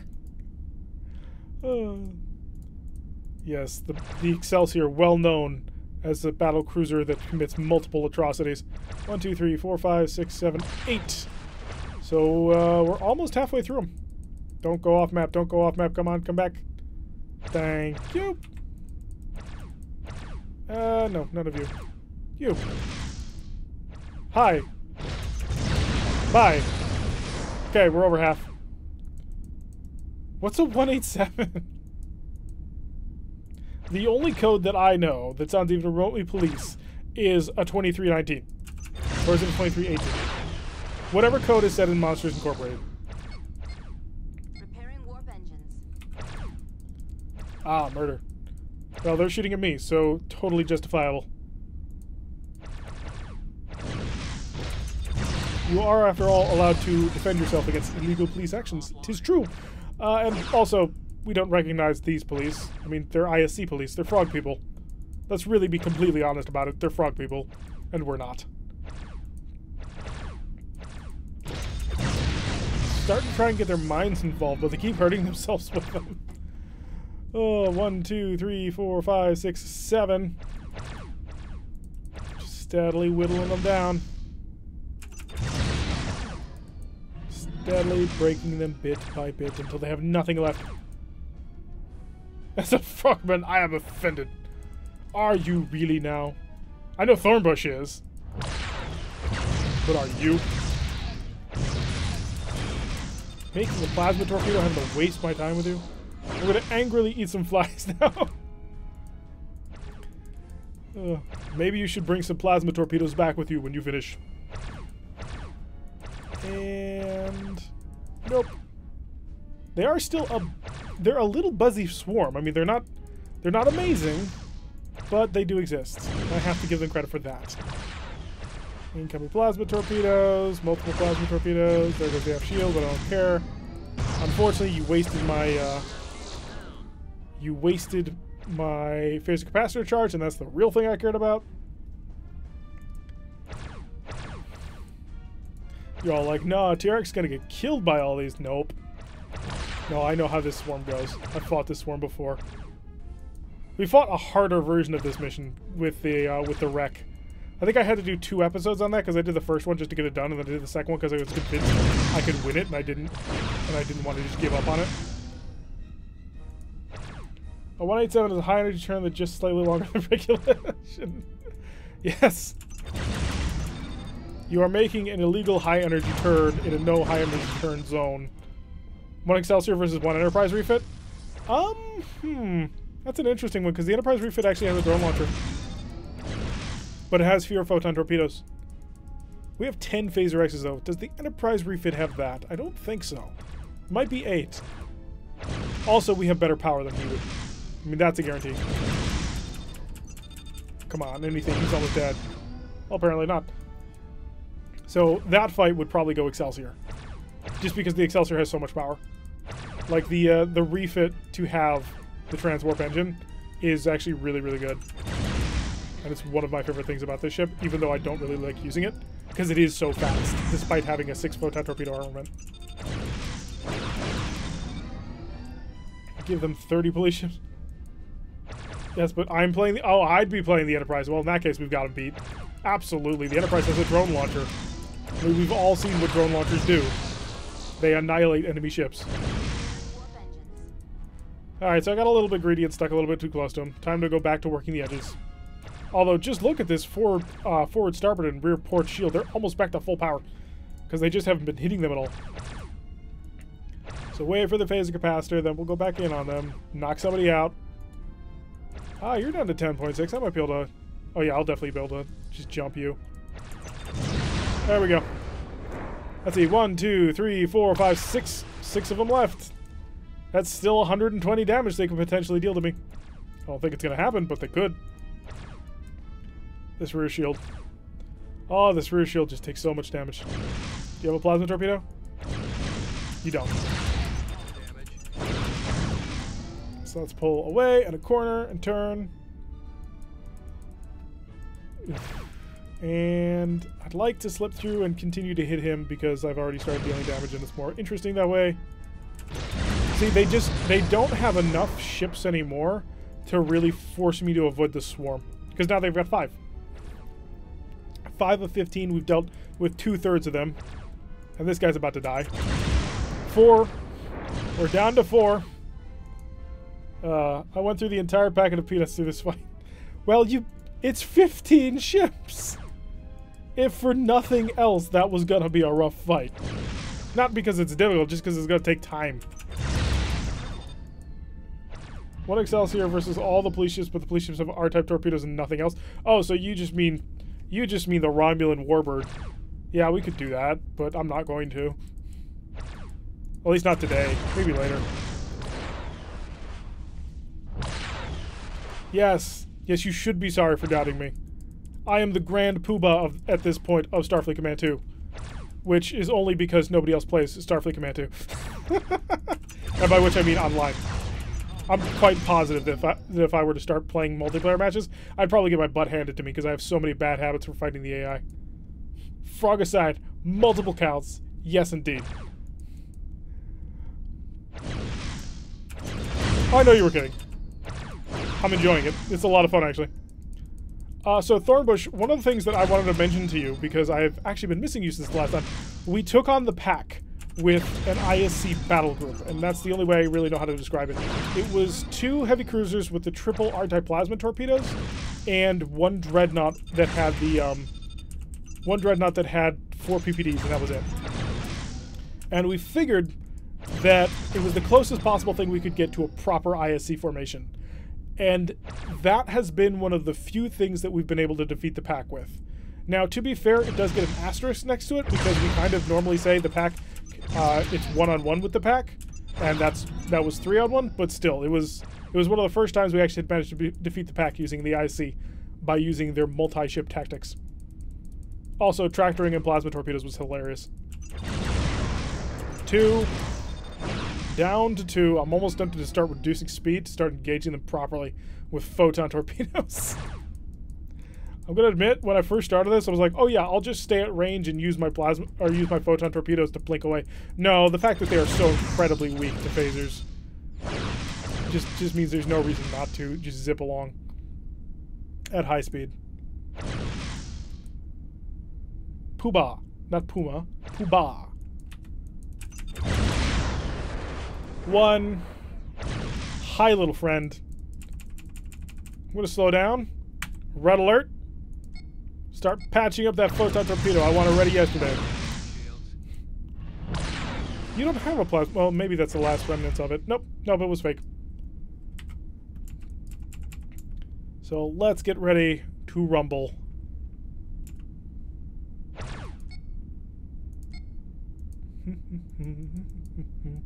Just gonna waste a little bit of time here as we charge up our photon torpedoes, and he chugs along at a speed of 8.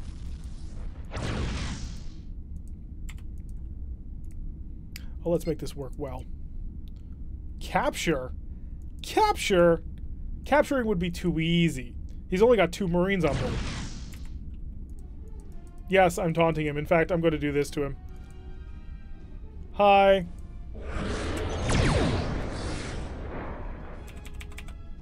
Overloaded photon torpedoes. Alrighty, so that has been 2 hours and 20 minutes of Starfleet Command. So the question at hand now is, are we done? Are we done for the night, or Rogue Tech? If we play Rogue Tech, it'll be relatively brief. It'll be just a setup and probably a mission or two.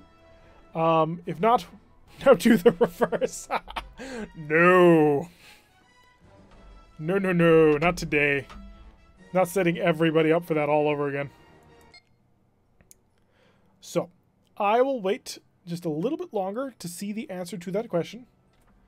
And if I get no response, then we shall be done for the night. And it was an excellent stream, I feel, despite the fact that the cold was coming on. I think we did a good job. I think everybody had a good time. You all had a good time, right? Nothing but wreckage and donuts. Exactly. But yeah, so the plan will be moving forward. And I'm going to do Wrath of Khan real quick as I just do sort of an explanation at the end. The plan will be moving forward that we will do a stream on Wednesday and a stream on Saturday. I'm not sure about this Saturday, purely because I'm not sure if I'll be sick or not. Oh, I started the wrong one. I started this mission up wrong. The way to win this mission is always, always, always fix this mount. This is a quad 360-degree phaser mount. It's amazing. I love it so much. Oh, whoops, I forgot to taunt him. I'll do it properly this time.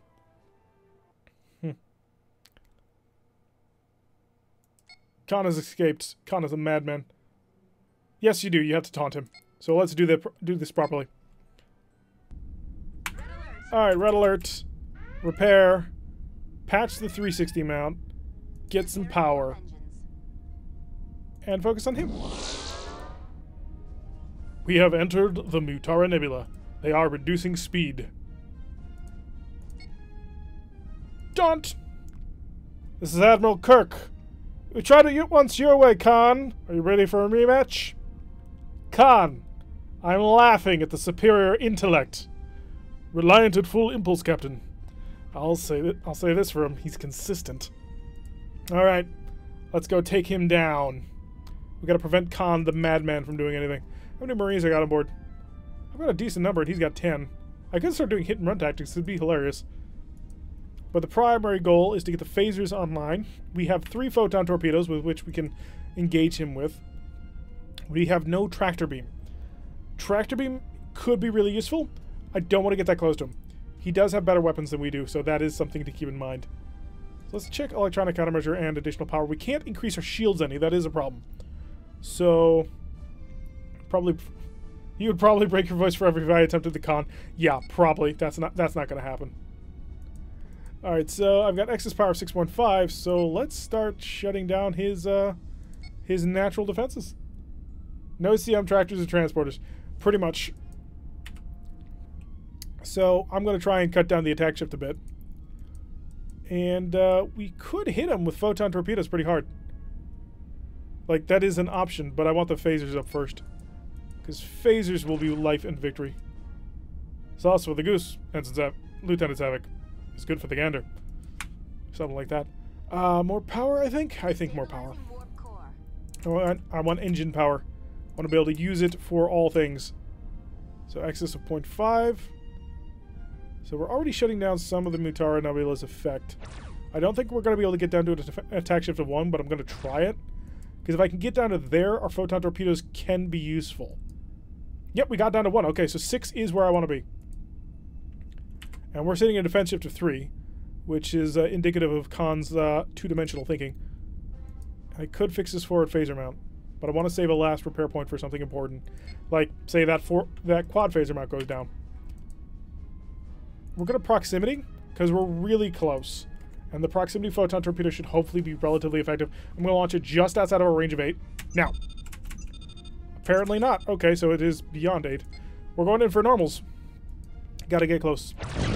He fired his phasers. Hold. Yes, photon torpedoes open him up. Oh, I didn't. I don't have weapons groups set up properly. So I've done a pretty decent amount of damage to him already. And as we pass through, both of us have lost our forward shields. But I have a rear firing phaser 3. Ha! So we're dealing with 2, 4, 6, 8 phaser 1s. Let's make sure that we actually set up our hardpoint mounts properly, because that was a problem. I was trying to select things and couldn't. So 2, 1, 2, 2. So we have 6 phaser 1s and 2 phaser 3s versus his 8 phaser 1s. We have 3 photon torpedoes to his 4, but we're better at this than he is. So a shot at 9 with proximities would be fine. How much power do I currently not have? Huh. I actually have a lot of power. So that must be a graphical glitch. Either out of the... Never mind, the phaser's just finished. So I'm going to pull in relatively close on him again. We're going to spread out some of his damage on shield and focus our shots on his forward shield. Now, the main reason why this Phaser 3 is so amazing is because I don't have to be aimed at him to use it. This Phaser 1 will hit everywhere. So as long as I can pass by that weak forward shield, I'm fine.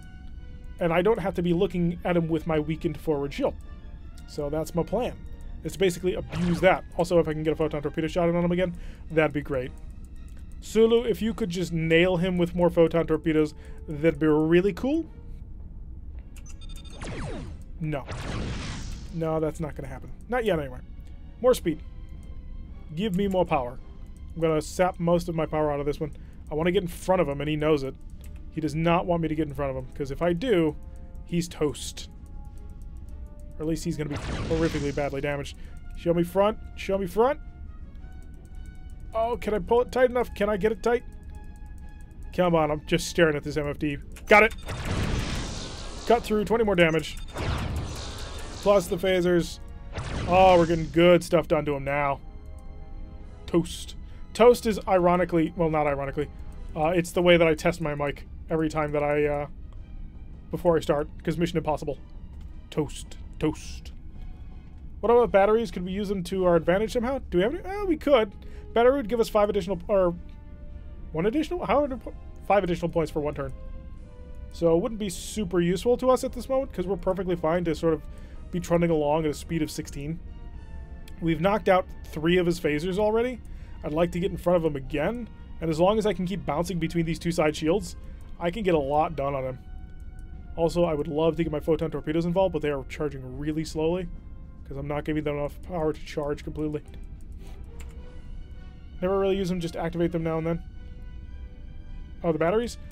Yeah, I'm not psyched about using them. Oh, good, photon torpedo hit.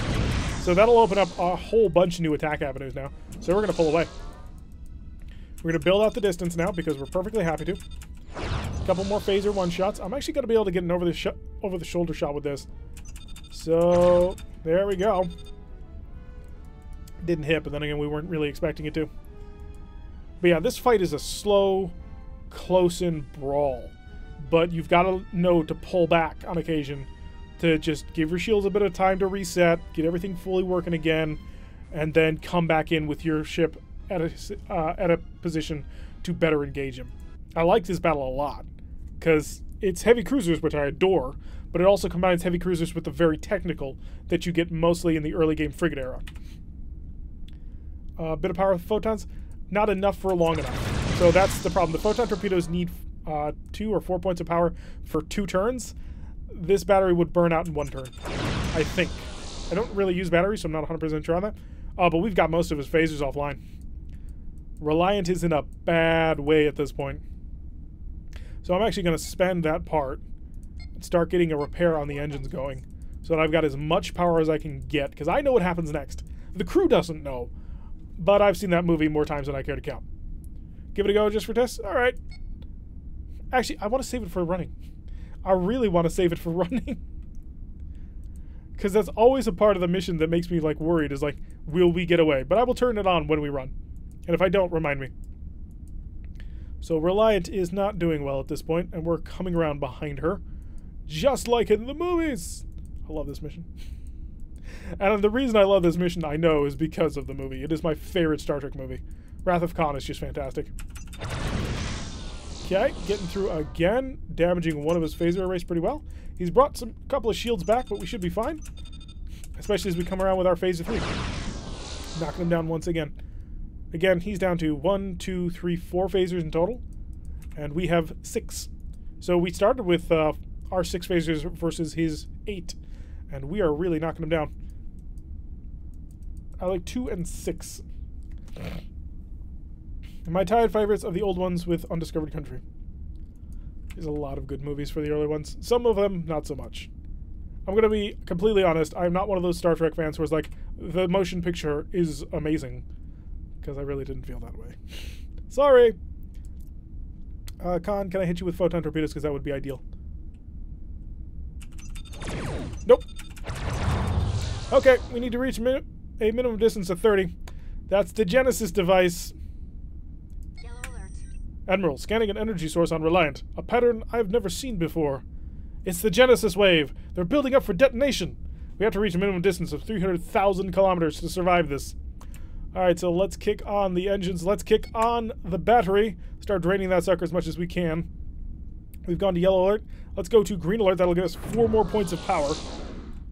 And it's time to run. And I can't give any options. So at this moment, it is now appears that Spock has realized we're not going to escape in time, and he is moving down into the engine room. He is breaking in and doing a mind meld really quickly with Bones. And then the scene, Scotty comes up. You can't go in there, it'll kill you. Says, maybe you're right, Mr. Scott. And then, bzz. Oh wait, no, that was Bones. Never mind. Anyway, because Scotty was almost unconscious at this point, was he? It's my favorite movie, and I'm misremembering parts of it. One needs help to watch it? Yeah, man, motion pictures such as long. Some people try and tell me that it's, oh, no, it's the perfect Star Trek movie because it's like an extra long episode. It's pretty, I'll give it that much. Alright, let's hopefully escape before the Genesis wave builds up to detonation. Let's not go back towards the ship. We must flee.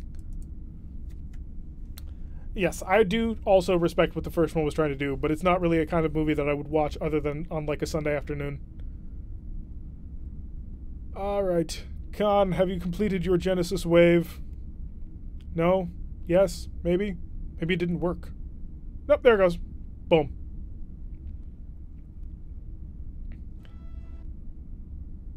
The first one is definitely the sexiest of the movies. Pathogen, welcome to the stream. We're about to end, but this is the first time I've ever seen you. The Reliant was destroyed and the Enterprise managed to escape. The victory came at a heavy price. Mr. Spock was lost while restoring main power in the engineering. Yep. But we won. And we won quite handily, too. No, come on. What does God need with a starship was awesome. And Italic Kess Rhino, welcome to the stream. Unfortunately, we are just about to end. We just finished about a 2.5 hour stream. We had a lot of fun doing it. If you want to check out what happened, check out the VOD. And, yeah, this is what we do on this channel. I'm going to be ending now, but I'm going to go give my whole little ending spiel. We play games like Starfleet Command 2 and Battletech, specifically Rogue Tech. Starfleet Command 2 is a Starfleet Command 2 is a computerized version of the 1980s tabletop board game. Oh, you're still subscribed. Awesome. Nice to hear that. So, yeah. I guess I don't have to give too much of a spiel, but yeah, if you're new to the channel, then this is what we play. We play 1980s board games that got turned into computer games and are a lot of fun. If you've never heard or seen Starfleet Command 2 before, highly suggest you go through the rest of the channel to check it out. Maybe you'll find something that you're liking. Maybe you'll subscribe. Maybe you'll start leaving comments all over the place. Who knows? Crazy things have been known to happen in my life. But anyway, I've been Tarek. If you like what you've been seeing, hit that like button and subscribe. If you want to receive a notification every time I release one of these videos, press that little bell icon, leave a comment, and I will see you all in the next episode.